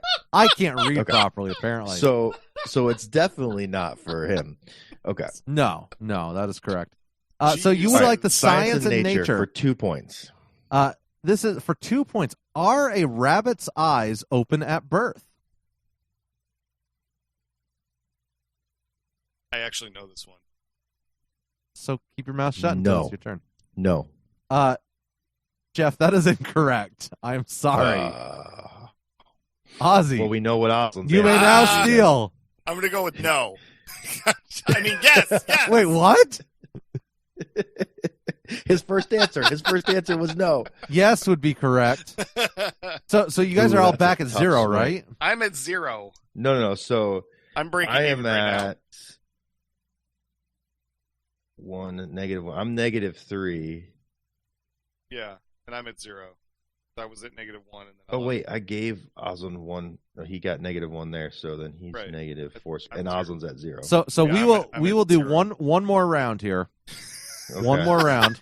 Wait, that means Oslin's gotten more questions than me. Or No. one more round where One more we each round, get as one. in we'll get to you, Okay. Jeff. We'll get to Okay. you. Don't worry. You'll have a chance to redeem yourself. Okay. Now this last It was round, 50-50, and I got it wrong. That's my life right this there being- on the rabbit. this being the final round, you may now bid up to 10 points. Oh, boy. Okay. You may now bid up to 10 points. Ben, just bid 10. This is what I'm going to do. I mean, it's not like I'm going to... But you're going to lose. You could bid Yeah, 0. not You're unless- gonna lose. Not unless Jeff... But if you Yes. bid 0, Shut up, Aaron. if you bid 0, then you could Shut win. up, Aaron. You're just trying to give Jeff the win, aren't you?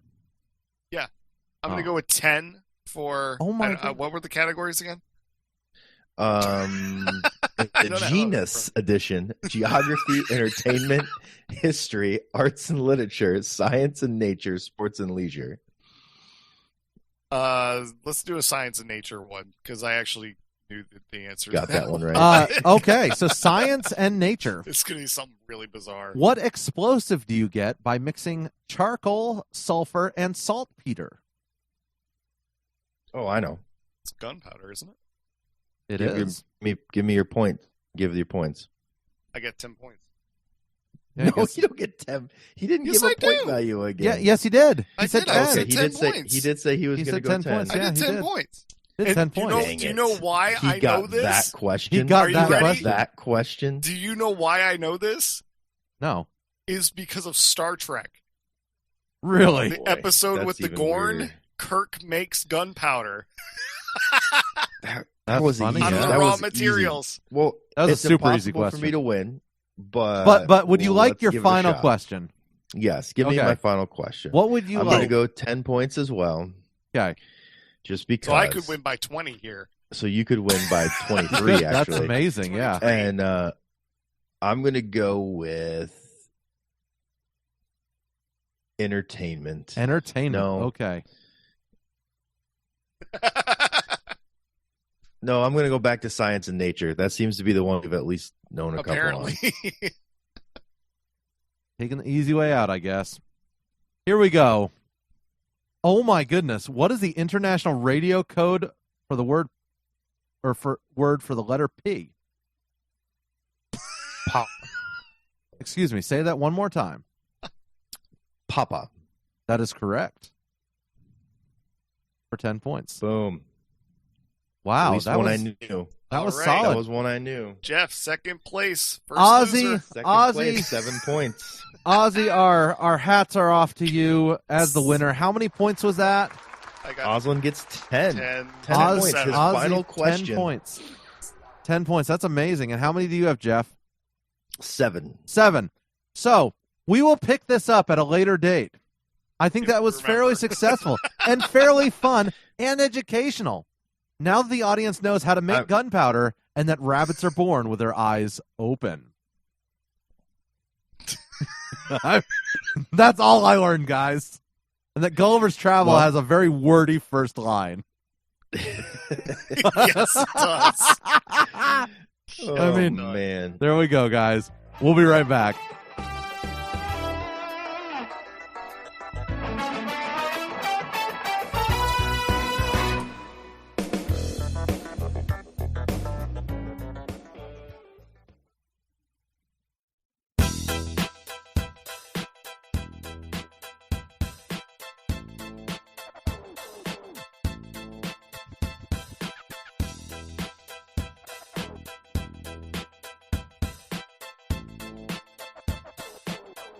Guys, according to a national news story, an all-familiar scene broke out on Sunday, the 29th, in a church. You mean all too familiar? All too familiar scene. That's what they said in the article, which I take offense to that term because it's not an all too familiar scene. Not really that familiar. It's actually very, very rare. But don't let the facts get in the way of a good story. A shooting took place on the 29th in a church in Texas. Right. What was White Settlement, Texas? I believe is the name of the that's the town. name of the town. I'm not familiar with the name of the church. I'm not sure if you have that up there, but it is West Freeway Church of Christ. West Freeway Church of Christ. Two people were killed. Or is it 3 now, including It depends on how you count those numbers. So the initial reporting was 2 killed, 1 injured. One of the 2 killed was the shooter. Right. The man that was injured ended up succumbing to his injuries in the hospital. So it's 2 citizens dead, 1 criminal dead. Right. Is the final numbers from that, unfortunately. No, it's such a tragedy. So I don't know. Have you guys watched the video? Because there was live stream video set up for the church that caught it. And it was excellent because it provides us lessons. That's why the video catching it was excellent. Other than that, it's very hard to watch.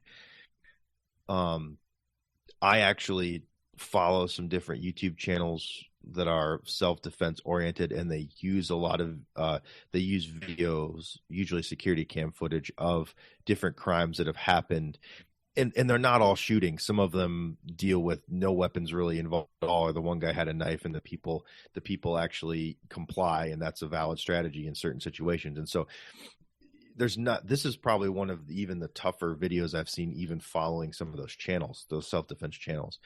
But there's a guy in the back of the church. It's a kind of a weird setup. It's a very short auditorium, if you will, but very wide.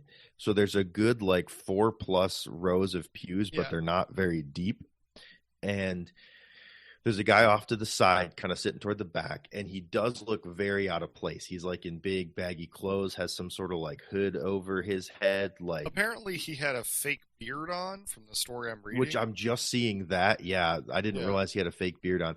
Now, as some stories have come out later, he'd been to the church several times, and he's a bit of an odd duck. So they were familiar with him, I guess. And you can tell that he gets up out of the pew, he's walking kind of funny, and he walks up to an usher or, deacon, whatever it would be in the back, kind of standing in the back. And you can see in the video, he says something to him, and the usher guy kind of motions. To me, it looked like he was asking where the bathroom is or stuff. Now, the fact that the guy's been there a couple times, then I don't know what the question would have been. But they make some gestures, and then the criminal turns around and makes a motion. And when he turns back around, he's got a 12-gauge shotgun pointed. It looks like it's cut off, maybe a pistol grip, and another guy sitting in the back on a back pew along the back wall stands up, and he starts to draw from a small of the back holster, which he takes a painfully long time to do. And I understand it's not the Wild West. You're not gonna, you're not gonna have these amazing quick shootouts, whatever. But he draws, and to me, it looks like he draws kind of casually, almost like I'm going to bring my gun out too and calm him down. That may not be true. That may be my Monday morning quarterbacking of the situation. It's kind of an awkward draw, though, from an awkward position. Yeah, it is. And when he makes that draw, and it's not a convenient draw, that's why it's so slow, is he's just not in a good position. And when he makes that draw, before he can even get his gun up, the bad guy turns and shoots him square in the chest. And that's definitely the roughest part of the video. Then the first guy that the criminal interacted with tries to grab the shotgun, and the guy shoots and ends up hitting him in the arm, I believe. And by the time this has happened, a third gentleman in the back of the church standing there, who I guess is part of the church security team, and he's standing in the back aware. He draws, and he makes probably a good, 30-foot shot? Yeah, probably 50-foot shot. I mean, it's I probably bet 20 to 30. I would assume those it's pews a long are probably 20 foot wide or something. That's what those pews are. Pretty large. He makes a long shot, and the criminal goes down. And I think what we've seen in the news stories is it actually ended up being a headshot, which I don't know that the guy was trying for. I think it probably just happened, because you usually don't try for that in self-defense. You're going center You mass. want to get the big parts. You just want best hits to just stop hit the body. threat. So 3 shots were fired. The response time from the gun coming out to the final shots was about 6 seconds. So just a very crazy situation. And I immediately started talking about this from the lessons we can learn from this. And the first one is be alert, folks. Like this guy, I know that we go into the video knowing a shooting happened. So we're obviously looking for the indicators, pre-attack indicators, that kind of stuff. But this guy very clearly looks out of place there. Now, I think we all agree we want our churches to be open. We want them to be welcoming. Like there is no set, you have to look this way to come into church, right? Like that's a problem with the church that we, I think, would all have. Like we want you to come as you are, searching for the truth and to hear the gospel. So we want to be open to people and not be like suspicious of them just because of how they look. But this guy is and now as the stories are saying, he had like a fake beard on and stuff. Like those are some really just odd indicators. Okay. Then the way he was moving, knowing, again, this is hindsight, knowing that he perpetrated the shooting with a shotgun. I feel like the way he was moving when he got out of the pew, he probably had it under his coat, maybe down his pant leg some. But just be alert. And I feel like I've also read articles where this guy had been to the church several times, and so they were aware of him. He may have had some mental problems. And so I feel like the security team should have been just a bit more keyed up because they were aware of him. We were talking about this with some friends the other night. It's also that kind of reverse where you've seen him so many times and he's a little bit off that you get used to him being a little bit off and you stop seeing him as a threat because he always just acts weird, right? So there might be a little bit of that complacency.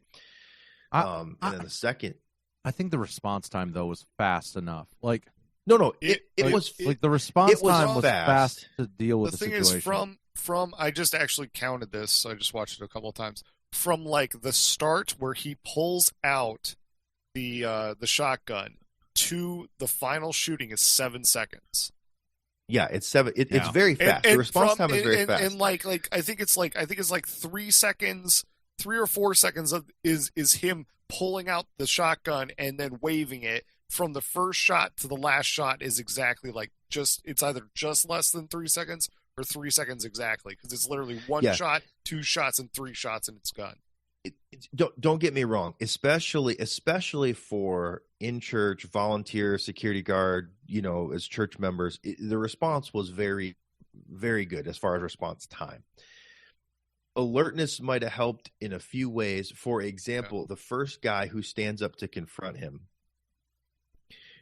he starts to stand up, but the gun has come out. The second lesson I kind of took away from this: you never try to draw from the drop. If a criminal already has a gun pointed at you, you have to counter ambush. You can't draw and get it out fast enough to beat that. And some sub lessons to this: never assume that your gun. In a lot of the self-defense stuff I watch, just the good guy pulling out a gun, the bad guys with guns run away, because a lot of times they're just there to rob the store and they're not willing to take a life. But you have to assume that they're willing to take a life. So you can't assume that your gun is going to scare them off. And then I added this sub note too in my takeaways: carry with a round chambered, because I couldn't tell if it was the awkward position the gentleman was drawing from, but it looked to me like he was potentially trying to come up and chamber a round. I don't know. So I just threw that in as an extra note of, when seconds matter, don't worry about having to chamber around. Carry with it chambered. But he's a hero. He's a hero for intervening, and I don't want to take away any of that.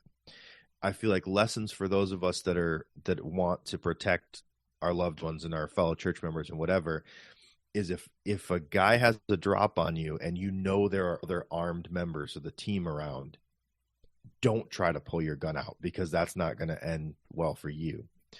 And then the last, I guess the other thing is, marksmanship and training. The guy that took the shot, that's a long shot under a lot of stress after two guys have already been hit that are your friends probably. There's people everywhere. And he took a good clear shot across the room. Yeah, props to him. That was absolutely incredible. It was excellent. And another thing where people talk about, well, how, if there's a mass shooting, people are going to be running everywhere. It's going to be chaos. How is a self-defender not going to hit? Actually, most people are going to react the way you saw those people react, where everyone got down when the shooting first started. After the shooting stopped, people got up and were running around and taking follow-up actions. But people are going to get down initially. And then the other thing, just as a follow-up for those of us that are defenders, is just watch a couple of the guys that come in late, their muzzle control is not great with the crowd around. And again, people might think I'm Monday morning quarterbacking this thing. I'm not. This was an excellent response. It's a tragedy that two men died. They're heroes for trying to intervene. And the guy who successfully stopped the attack is also a hero. We're just trying to learn so that we could respond just as well or better, right? Like that's my thought, is these guys did an excellent job. I want to learn from them and take it up maybe the next level. So that's kind of my takeaways from that, I guess. No, I think that's legitimate analysis. No, I think that's a legitimate concern on your part and on our part. I mean, the only way we learn is by studying the stuff, studying what has happened. And it's like, every single one of us, even if we were in those situations, we'd look back and say, man, I wish I could do that differently. And I think the same thing's going to happen here in this situation with these folks. See, new articles are saying that the guy, oh yeah, here's a picture of the shooter now. Like, and from across the room from that video, this like booking picture of him when he had been previously booked in the police department is not what I would have expected the guy to look at like at all. So he definitely was heavily covered and in disguise. The church says he's been there several times. He had both a fake beard and a wig on. They've helped him several occasions with food. Yeah, but he gets mad when they don't give him cash. Unfortunately, many churches deal with that. Yeah, because people are coming to people want money for whatever purpose it is. Yeah. They don't want food vouchers. They don't want a gift card to a store. They want money. And It's like, well, that's not exactly how it works, but Yeah, it's a tragedy, but the ironies of this. So, and again, like, so right after this happens, Beto O'Rourke comes out and says, hopefully this will help us look at, addressing the gun problem with gun laws. Gosh, okay. These guys are idiots. Okay. First of all, I think the best, one of my favorite Babylon Bee articles lately has been the one where man wakes up from a acid trip and where he believed he ran for president, and it's talking about Beto O'Rourke, and like it was pretty funny. Exactly. But none of the laws, even if you want to open your mind up and say, okay, let's look at how laws can prevent these tragedies, literally none of their laws would help. This was a shotgun that they usually say is okay to have. Right. And then pair that up with Biden's statement when Texas, because apparently until recently, it wasn't legal to carry to church in Texas. And they passed a law allowing that. And Joe Biden comes out and calls that insane or ridiculous, or I don't remember his exact quote, but he called it a dumb law. And then what ends up happening is that statement did not age well, because the response time of that guy, like Ben said, was somewhere between 6 and 4 seconds, depending on when you count it from when the gun comes out or when the first shot was fired. What's the average response time for police in the U.S.? 5 to 6 minutes, right? Yeah. Which is great as far as like getting there for all the after action items. Right. But 5 or 6 minutes of that guy with the 12 gauge in that room with nobody armed, it would be a lot worse. Right. Yeah. And that guy was obviously there to shoot people at that point. Yeah, there was very clear intent on that. There was very clear intent. So this kind of leads us to the topic of first off, we all know, it's not even worth getting into this back and forth, I feel like, politically, of guns save lives, gun don't save lives. You're not going to hear as much about this article because the exact thing we talk about all the time is true. Well, it's funny because you mentioned that because it's already disappeared. It's already disappeared. A good guy with a gun beats a bad guy with a gun. But I'll throw this. We've been preparing for this topic for a long time and then kind of avoiding it. I feel like, or not avoiding it, but we've just been too busy to take it seriously. There's some guest hosts we want to try to get on to talk about it. But I guess in maybe abridged format, what are your guys' thoughts on self-defense, especially lethal force in self-defense, and the legitimacy of it, especially as believers? I spent a lot of time on this topic before I even purchased my first firearm, because I wanted to make sure that I was okay with it from a biblical standpoint, as well as just a personal standpoint of being able to handle something like that. I mean, it's a heavy responsibility. I think morally, from like a biblical standpoint, I think in the defense of someone, you are clear, defend a life. I'm not talking vigilante justice. I am not talking anything of that sort. I'm not saying hunting someone down. I am merely saying having the tool at your disposal to use that tool should something really bad happen, and to take care of the situation should it arise. I am completely fine with that, and I am more than happy. I am okay standing before my maker given that situation. And so you wouldn't say that turn the other cheek applies here? And if they ask for your coat, give them your cloak and like that. Not in a situation of imminent threat where your life is in danger and someone is taking your life. I think there's a major difference between someone stealing something from you and mugging you. And I think the law, a lot of times, a lot of the states definitely differentiate between those two. Between theft and bodily harm. A lot of states have laws where you can only use lethal force to prevent death, great bodily harm, or sexual assault. Yes, those are the only and I am that you can prevent. Yeah, great. But like some states, unrightfully, if you have someone on your property, you can shoot at them. And I'm like, whoa, guys, that's not good. I'm fine with it being, as you say that, I feel like I'm fine with it being legal because of all the weird, because if you don't have that broader legal protection, then you get into some really picky situations of death, imminent, great bodily harm, or sexual assault. Because if you're not, like, I think Texas is probably one of them, I don't know, or probably like Arkansas or something, where you can just shoot at someone on your property. It's a little more complicated than that, but that's how it usually gets advertised. It is. But the problem is then you have these stories of people popping off shots out their window at people. Correct, which I don't agree with and I don't condone. Right. But what I'm saying is, if you don't have that broader legal protection, for example, in Michigan, you can shoot for those 3 reasons we talked about. If someone is attempting to gain access to your home, so if they're trying to break down your door, you could actually shoot them through your door, is my understanding. Like, they don't have to be in the house. It's not one of those weird cross the threshold things.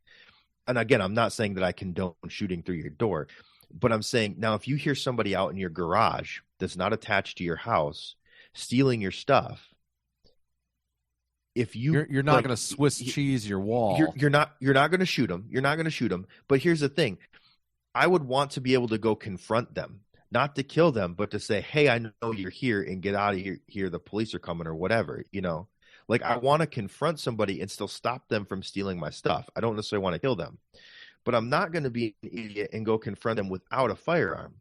But if I go confront them, and now I'm standing in the doorway saying, "Hey, you're caught. The police are coming," and now they attack me to get out and get away before the police are coming, and then I use self-defense, that would be my argument, is I did not shoot them for, I confronted them, and then they attacked me, and I shot to protect my life. Yeah, beside the point, you were blocking the door.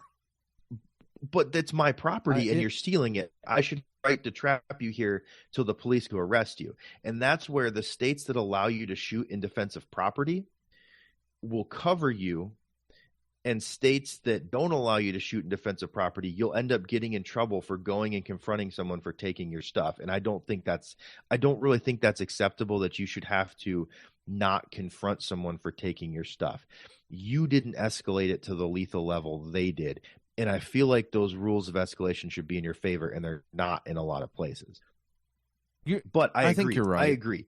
I agree with you. I don't think the answer, a lot of times you get the answer from people on the right that, like, oh yeah, let's just shoot them all, send them all to their maker and he'll set them down. Whiskey for my men, beer for my horses. He'll sort them out. Yeah. But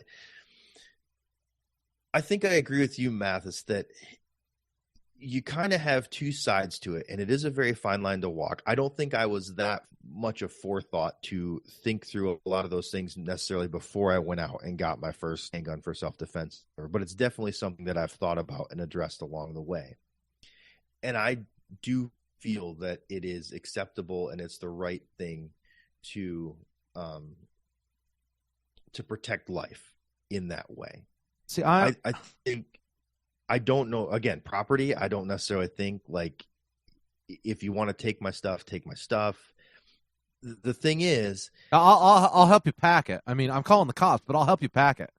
But the thing is when the criminal introduces the weapon, yes, to steal your stuff, yeah, if they're willing to threaten, if they're willing to threaten to take your life, to steal stuff, you have to assume that threat is real. But see, that's the thing. If I see a gun come out, I'm not defending, my stuff. I'm defending my life. Exactly. That's the thing. So even if they show, even in the example of a guy walks into a gas station and sticks the gun in the guy's face to take the money out of the register, you have to assume he's willing to shoot you. Now, that's also the lessons we talked about from the video, that if they have the immediate drop on you, you have got to start by complying. You have to start giving him the money, because you're not going to draw on him if the gun's already in your face. So you start with the complying of, here, take my stuff. And then if all he wants is your stuff, he's going to grab the $50 in cash and run. if he starts hanging around and demanding other things, that's where you're looking for the opportunity to counter ambush him when the gun's not pointed straight at you. Because if he's hanging around and demanding other things, he's continually escalating the threat of, okay, he didn't just show up, take the cash and run. Yeah. So there's more of a threat. And it's kind of that's kind of the analysis you have to go through. Yeah. I am at the point right now where I am perfectly comfortable taking a life to defend me or those around me from death, great bodily harm, or sexual assault. Right. I am perfectly see. I am at the same point, but I will not ever. I personally can't ever defend my stuff. You know, I'm not going to shoot someone for stepping on my property unless they are actually going after me. Like, no, I will call the cops. I will call the cops. That's for absolute sure. I'm not just going to start. Will you go out? So let's say would I go out and run them off? Absolutely. Yeah. So there's a guy out there with no weapon. You just see him rummaging through your stuff, but you're going to go out there armed just in case he does. Yes, but I'm not going out there. But you're not going to be brandishing it, and you're not going to go out shooting. Absolutely. So you go out to confront him, and then he pulls a gun on you, and then you have the situation. Exactly. Unfortunately, legally, you're not going to be covered in a lot of places. But I think morally, but why? You are. I would be. Why would I not be covered? I'd be covered because he pulled a gun on me. But you interjected yourself into the situation. That is in a lot of places. I think he's got a point, I don't agree with it. I don't agree with it, but I think in a lot of places that's the legal battle you're going to have to fight. And I don't know that in the current era you're going to win that battle. Now, even in states where you don't have a duty to retreat. So I'm guessing that Aslan, if someone was breaking into his house, he still has to retreat to like the farthest corner of his house, the farthest closet, and they have to have already cut his neck 2.5 inches before he can shoot. Yeah. Basically, yes. That's whereas in like I said, in Michigan, you don't have to retreat if they're entering your dwelling. If your house, you don't have to retreat. They come through the door, they're fair game. But the argument's going to be in court is now they were in your garage. You went out to confront them. You escalated the situation. Right. You know what I'm saying? That's what they're going to say. You should have called the police and stayed in your house and waited for the police to show up and take the report. And I don't know if I agree with you on that. I would be worried about fighting that battle. See, particularly in Nebraska, it's imminent harm. If you believe that you are in imminent harm, and so someone but you can't intentionally put yourself in that situation of imminent harm. So for instance, I went to Walmart. You can't start a bar fight with the guy. You can't start a bar fight with a guy, and then when he pulls a knife out, shoot him and defend yourself. You can't do that because you got in a bar fight with him first. You instigated a fight. There's a major difference between someone rummaging through your stuff and trying to steal. I'm telling you, I don't trust the courts and the juries and the judges to give that defense. I don't trust. I don't necessarily agree with you on that. Shaking his head. I don't necessarily agree with you on that, but I mean, Ozzy does live in New Jersey, so there's that. Yeah, mine's. I don't trust your courts either, Ozzy. No, there's a reason I don't drive through New Jersey ever. And I think here's the thing that I want to boil it down to, because it is a fascinating topic. I don't believe that everyone has to carry a firearm. I don't believe that there are some people that I know who have decided that it's not right for them.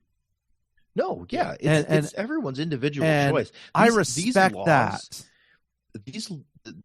You get this conservative reaction every once in a while in I forget what state, let's say like a Georgia or a Mississippi or whatever. You get this conservative reaction after a mass shooting where they try to, one state passes a law banning guns and the next state tries to pass a law that every person has to have a gun in their house or whatever. Right. That's or the ridiculous. City tries to pass that law. Yep. That is stupid. Yeah, that is bullcrap. That's progressivism the other way. Yeah. The worst thing is putting a gun in somebody's hands who doesn't know what to do with it. Right. Exactly. Because when people are arguing about, you don't want to have that responsibility. You don't want to make that mistake. You don't want to, you know what I mean? Like that's the hard part. When people are talking about the other hard part teachers, is having people who know that they shouldn't.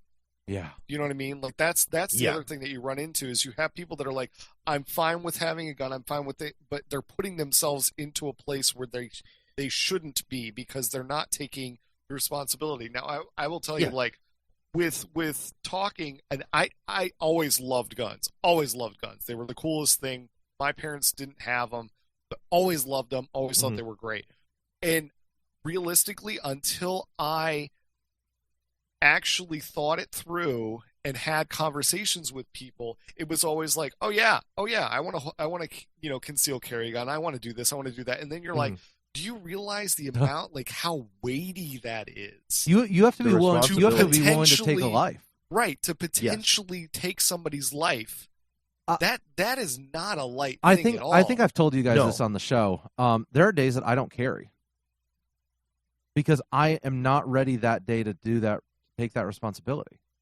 Like there are just days that I emotionally am not ready for that responsibility. See, I don't think, and that's just, it's a personal thing on my part. Yeah. Where I'm like, I don't know that I can do it. I don't know that I can say I have those days. I mean, I have a lot of times. I have a lot of times where I don't carry just because the convenience of it or whatever. And I think we all live in relatively safe areas, so it's not like we gotta stay strapped or get clapped every time we go out. But like, I feel like, and I could be wrong, mentally I've made the decision, I've reached the point where I think I see what you're saying, Mathis, where some days you're just not as ready as others. But overall, I feel like I'm mentally ready to make that decision to defend myself, my family, and those around me any day. Again, none of us really know, though, we're in that situation, how we're going to respond to that. Right now, I feel like that guy comes into my church like that, I can drop him like a sack of potatoes and not feel any remorse about it. Mm-hmm. I may be completely wrong when I'm actually put in that situation. Right. I feel like that's where I'm at. And not because I'm cold and callous, but because I've gone through the mental processes, the emotional, the spiritual processes, and said, this is the taking of life to defend a life. This is he threatened first, and this is in defense. And you kind of have to live that mindset to be mentally prepared for it. If you're just a guy who has a gun and you've never thought through that, and you've poked some holes in paper at the range, and then one day you are in a self-defense shooting and it goes in your favor, it's probably going to hit you a lot harder than, like I said, I watch very consistently self-defense videos, and honestly, most of them end out a shot being fired, but some end with shots being fired, and I see that part of it too. And it's like you said, it's for each their own. But as Oslin said, it's a very heavy responsibility that you're taking on yourself, and so you've got to be aware of that. You can't just go into it haphazardly. Again, I think we all hate people that proof text stuff, right? And I'm not going to claim this a proof text at all. Yeah, but you are. No, I'm just going to share a verse that I like.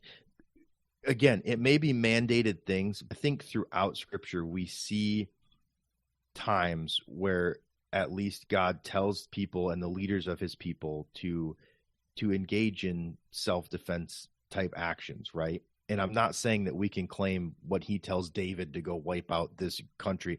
That was for David and for establishing the country of Israel, and that has nothing to do with your church in New Jersey, okay? Like, I think we can all agree on that, right? I happen to enjoy this verse, though, in Nehemiah 4:14, which says, I looked and arose and said to the nobles and to the officials and to the rest of the people, do not be afraid of them. Remember the Lord who is great and awesome, and fight for your brothers, your sons, your daughters, your wives, and your homes. And without proof texting it at all, I just feel like those are kind of the areas where I feel self-defense is acceptable, right? Fight for your brothers, your sons, your daughters, your wives, and your homes. Protect those around you. I feel like that's a legitimate use of force to protect others around you. I would agree with you, but having been in these conversations before, people have ways of explaining all those away, all of the reasonings away. And it really boils down to conscience. It does. And that's why it's an individual thing, because I agree. There are times that I have sat back and thought about it, and it's like, well, we're supposed to be Christians. We're supposed to be different. We know we're going to endure suffering as Christians. You know, there were the martyrs. The martyrs didn't fight back. You know, Jesus didn't fight back. Those are going to be all the excuses people use, right? They're not excuses. I should say explanations that we use. And you have the different faiths that have been pacifist over the years, you know, and declined to fight in wars, or have only been there on the medical side or something like that, you know. So like you said, I think it comes down to conscience for each person. And that's why I threw the question out there. And I think for each of us, we've searched the conscience, and at least at the moment have decided that we're okay with this. Yeah, I mean, I just want to say again that it's not an easy decision. You know, my dad was a pastor for 25, 30 years. And he has made that conscious decision not to ever carry a firearm. He doesn't want to. That's just his thought was, if for some reason something happened, and he had to take a life, he'd ruin his ministry. And he would never have the same ministerial impact that he could have otherwise, because people would be afraid to approach him. And that's his conscientious choice. That's his valid conscientious choice. I've talked to people who are teachers that when the discussion of arming teachers for school shootings came up, their statements were, now, in some of the discussions, they were essentially arguing for banning it or not allowing teachers to carry at all just because of their personal conscience. But their statement was, I just don't think as a teacher, having probably interacted with a kid in some way, that even though that kid is showing up there to harm people, I couldn't do it. I couldn't shoot. Yeah. And then even if I did, how's that going to affect my relationship with the rest of my students? And so for them, they do it. And again, that's a very those are the things you have to consider when you take on this topic. Oh, without a doubt. I mean, it's not something that can be taken lightly. It's a very weighty discussion. And I don't know. Leave it there. I think we can all say, though, that in this case, we're thankful for very minimal loss of life in this situation, which could have otherwise been a huge tragedy. Yeah. These guys are heroes, and absolutely, as much as we get mocked for it, thoughts and prayers to everyone involved in the church there in Texas. Be prepared. Be ready. Be ready. Even if you don't have a firearm on you, be ready to go. Be ready to take care of that situation and help.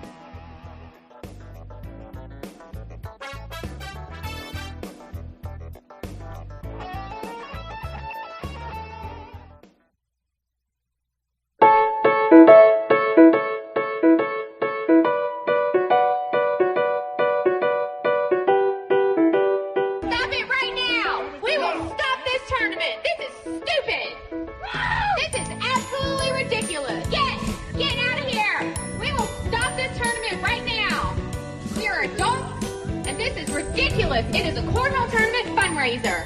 Cut the crap. Ozzy, you put something in the show notes that was extremely disturbing to me. And it says you were sleeping angry at your wife's alarm. What in the world is going on in your life? So okay. Do you need marital counseling? Have you guys? All right. So just break up. Let's say. All right. That's our marital counseling. So anybody who is married, like every once in a while, you get annoyed with people for whatever it is. So, and this has literally nothing to actually do with anything my wife actually did. So, oh boy, sure. Yesterday morning, my alarm started going off. I have to get up at 4 a.m. because I have to be at work at 5 a.m. That's terrible. And I have off on major holidays. So I hear my alarm going off, and I'm in between dreaming and hearing my alarm go off or something, and so I shut it off. And then I hear it go off again, and I shut it off, and then I hear it go off again. And every time I hear it go off, I get more and more and more annoyed. And for some reason, I thought my wife had turned on my alarm on a day that I was off. Oh. And so I kept getting more and more and more annoyed with my wife, and I finally rolled over, clicked the alarm off, and then I just glared at the clock. And I realized that I had 10 minutes to get to work. Oh, and I went, man. Oh, man, I got to go to work. And so, but for some reason, I had it in my mind that my wife had turned my alarm on. And my wife never messes with my alarms, ever. Like, has never touched them. But for some reason, I was so sure that she had turned my alarm on, and it was either a Saturday or it was New Year's Day, and I didn't need to go to work. And oh, man, it was so bad. And then I realized, I just glared at the clock, and I'm like, man, what time is it? And then I was like, oh, crap, I got to... That's terrible. So did you make it to work on time? That's the question. Yeah, because I live 5 minutes from work. Nice. No, classic. I mean, granted, he didn't shower and he forgot his deodorant, but it was okay. He must have smelled. No, I didn't forget. I did not forget the deodorant, but you're right. I did not shower. Yeah, I hate that. So I really hate not showering. I hate not showering so much. So I agree. I'd have probably been late to work so that I could shower. Yeah, I probably would have too. So last night, folks, we shower at night. It's just easier for us. That was great information. Yeah, no, it is. But I had to preface that with, so we normally shower at night, and cool. That's all good. That's all good. Okay, cool. I'd rather start the day refreshed, but okay. Yeah, absolutely. But if I had a shower in the upstairs of my house, I would shower morning and night. But we just hold on. So we're building our house. We have our bathroom. Our bathroom with the showers in the basement. Wait, you're still building your house? We're not done with parts of it. We started this back when the Berlin Wall came down. Oh my goodness! Oh my goodness! So,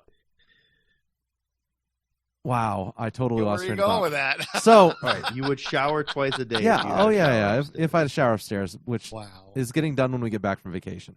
Is it though? It is. It is. Yeah. The gauntlet has been dropped. Oh. Like the wife gave it. Yeah, you know that one. The wife dropped the infinity gauntlet. Yeah, that's right. That's right. I'm about to get the snap. Not the snip, the snap. The snap. I mean, you are having twins, right? No. So... No. Triplets. No, thankfully. The doctors only say one. Only one. The doctors can be wrong. They'll confirm that again tomorrow. They will confirm that tomorrow for the second time. Sure they will. Ozzy and I are praying for triplets. So Yep. I'm praying I'm praying that you guys will show up and do babysitting. 5.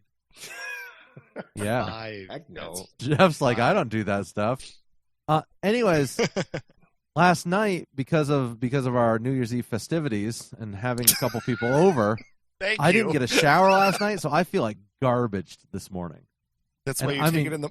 Wait, do you not just take showers in the morning if you did? I didn't have time this morning because I woke up too late this morning and needed to get on the show with you guys.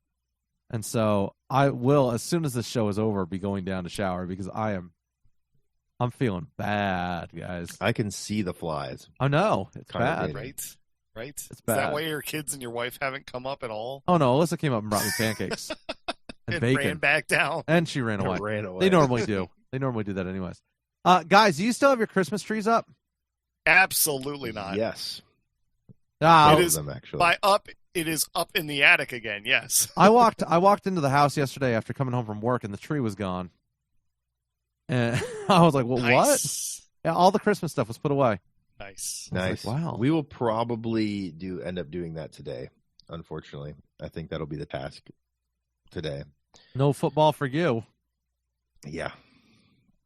Clean up. I mean, what is Christmas there? I stuff. mean, and I don't care about teams that aren't my team, and Michigan's going to get trashed by. They're going to get. I'm so, sorry, they are.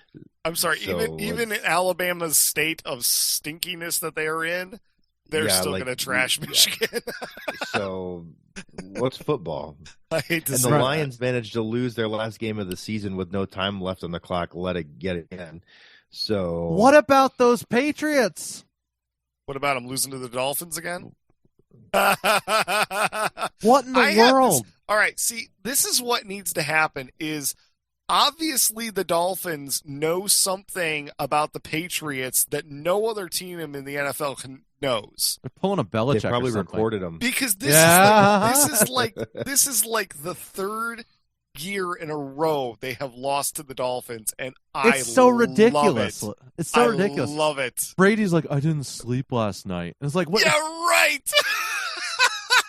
It was funny. We were having the Brady should have retired after We were having the conversation last night. It's like Brady should have retired back when they had Garoppolo, so Garoppolo could have, taken the reins and done what he did to San Francisco. But no, of course not. Of course not. Didn't do that because Brady had to stick it out. I don't think Brady's a very bright guy. Well, he was for Michigan. I think he. I think he's. I think he's kind of like that jock, the dumb jock. Now here's the question. All right, so would he's the good at Lions? Sports and he's got a hot wife, so yeah, but I'm thinking she's just as dumb. Would the Lions have actually Zoolander? I'm telling you, the Lions have actually gone to the Super Bowl if Brady would have gone to the Lions instead of the Patriots? No, I think it's Belichick. Stafford is not a Brady, but they've had a good quarterback. They've had a good. And neither's Patricia. Brady's career would have been ruined if he went to the Lions. That's what would have happened. Absolutely. The Lions are Hall of Fame career killers. Spoken like a true fan. Barry Sanders would have been in the league a lot longer had he not played for the Lions. Calvin Johnson would have probably been in the league longer if he did not play for the Lions. Matthew Stafford, I mean, he was on until he was injured again this year. He was on pay. He was one of the leading quarterbacks as far as yards per game and all this other stuff. But the Lions couldn't win a game to save their lives. No. Tell us how you really feel about it, And Jeff. apparently the Dolphins can win games against really good teams, though. Patricia, fire Bob Quinn, Martha Ford, sell the team. That is how we feel about it around here in Detroit. But no. Ozzy, to close out the show. We will chance to take back the trivia pursuit. Hold on. No. We will be right back. Scott is going to give us a call and discuss his whole theory on the decade thing real quick. And then we're gonna end where we started in typical front show fashion. We will always return.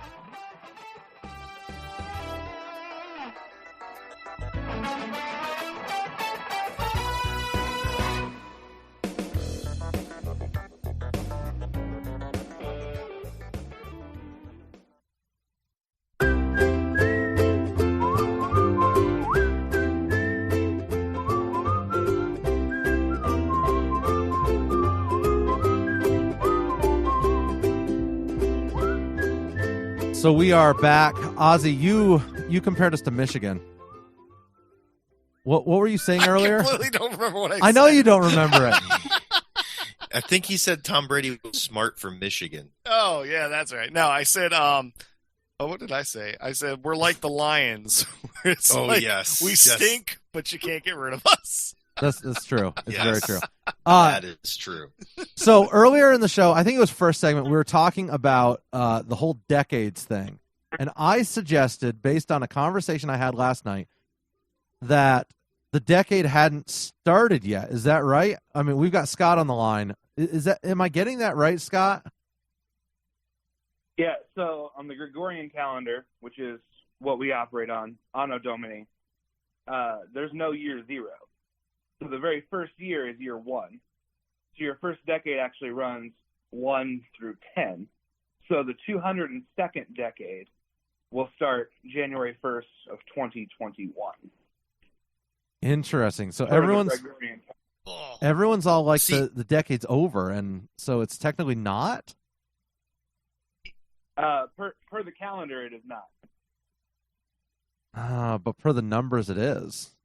And see, it's funny because as I pointed to you, Mathis, at the beginning of the show, I accepted that explanation for millenniums and stuff like that because in my mind I'm thinking, well, yeah, the 2000s or whatever are, you know, when we went from the 1900s to the 2000s, the year I accept for some reason it made sense there, but in the decades it didn't fit as well. And I think it comes down to the other explanations I've seen, which is the common usage part that we're talking about. So if we're talking the 20s, it's now the roaring 20s again. Yeah.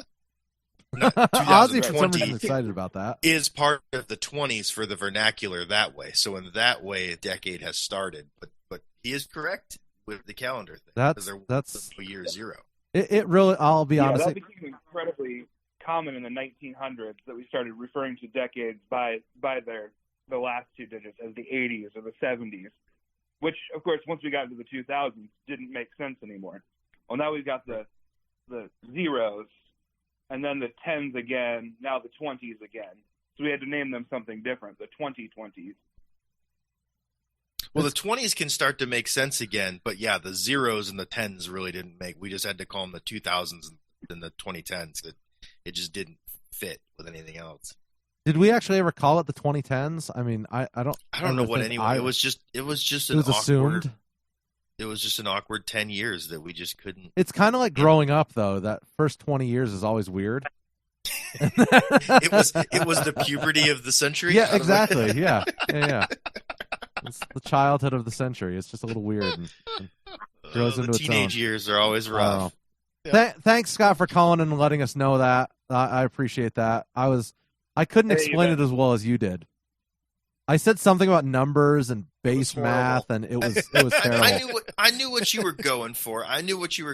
It threw me off with decades thing, even though I've heard that explanation for like the millennium, century, stuff like that. So I knew the concept, but I couldn't work it out in my head or in my words. So I appreciate it, Scott. Thanks for calling, man. Yeah, you bet. You guys have a good one. Yeah, you too. Ozzy, you posted this article. The top scientific breakthroughs of 2019. Did I? Uh-oh. You did. Now I was going to bounce to you right there. Whoops. Apparently, I thought we were wrapping up with that. I thought we were going to end where we started, now we're talking about the biggest scientific breakthroughs of 2019, which isn't really the end of the decade, and I'm just all confused. It's true. It's true. Can't do it anymore. Okay, we can't do it. We're done. We're done. Okay. We're done. Okay. Guys, right. check out thefrontporchshow.com, www.thefrontporchshow.com. Worst segment ever. What just happened? You told me to end the show, Jeff. I can stop. No. Too late. Getting more it's awkward. over. It's over. It's over. Apparently, we just real quick. I'll sum it up so that 2019, Jeff. We found a black hole. We're fighting Ebola. We're now splicing DNA. Oh my People gosh, are mind reading in robo-suits, and we have a blood test for Alzheimer's. There we go. That's it. That's our breakthrough.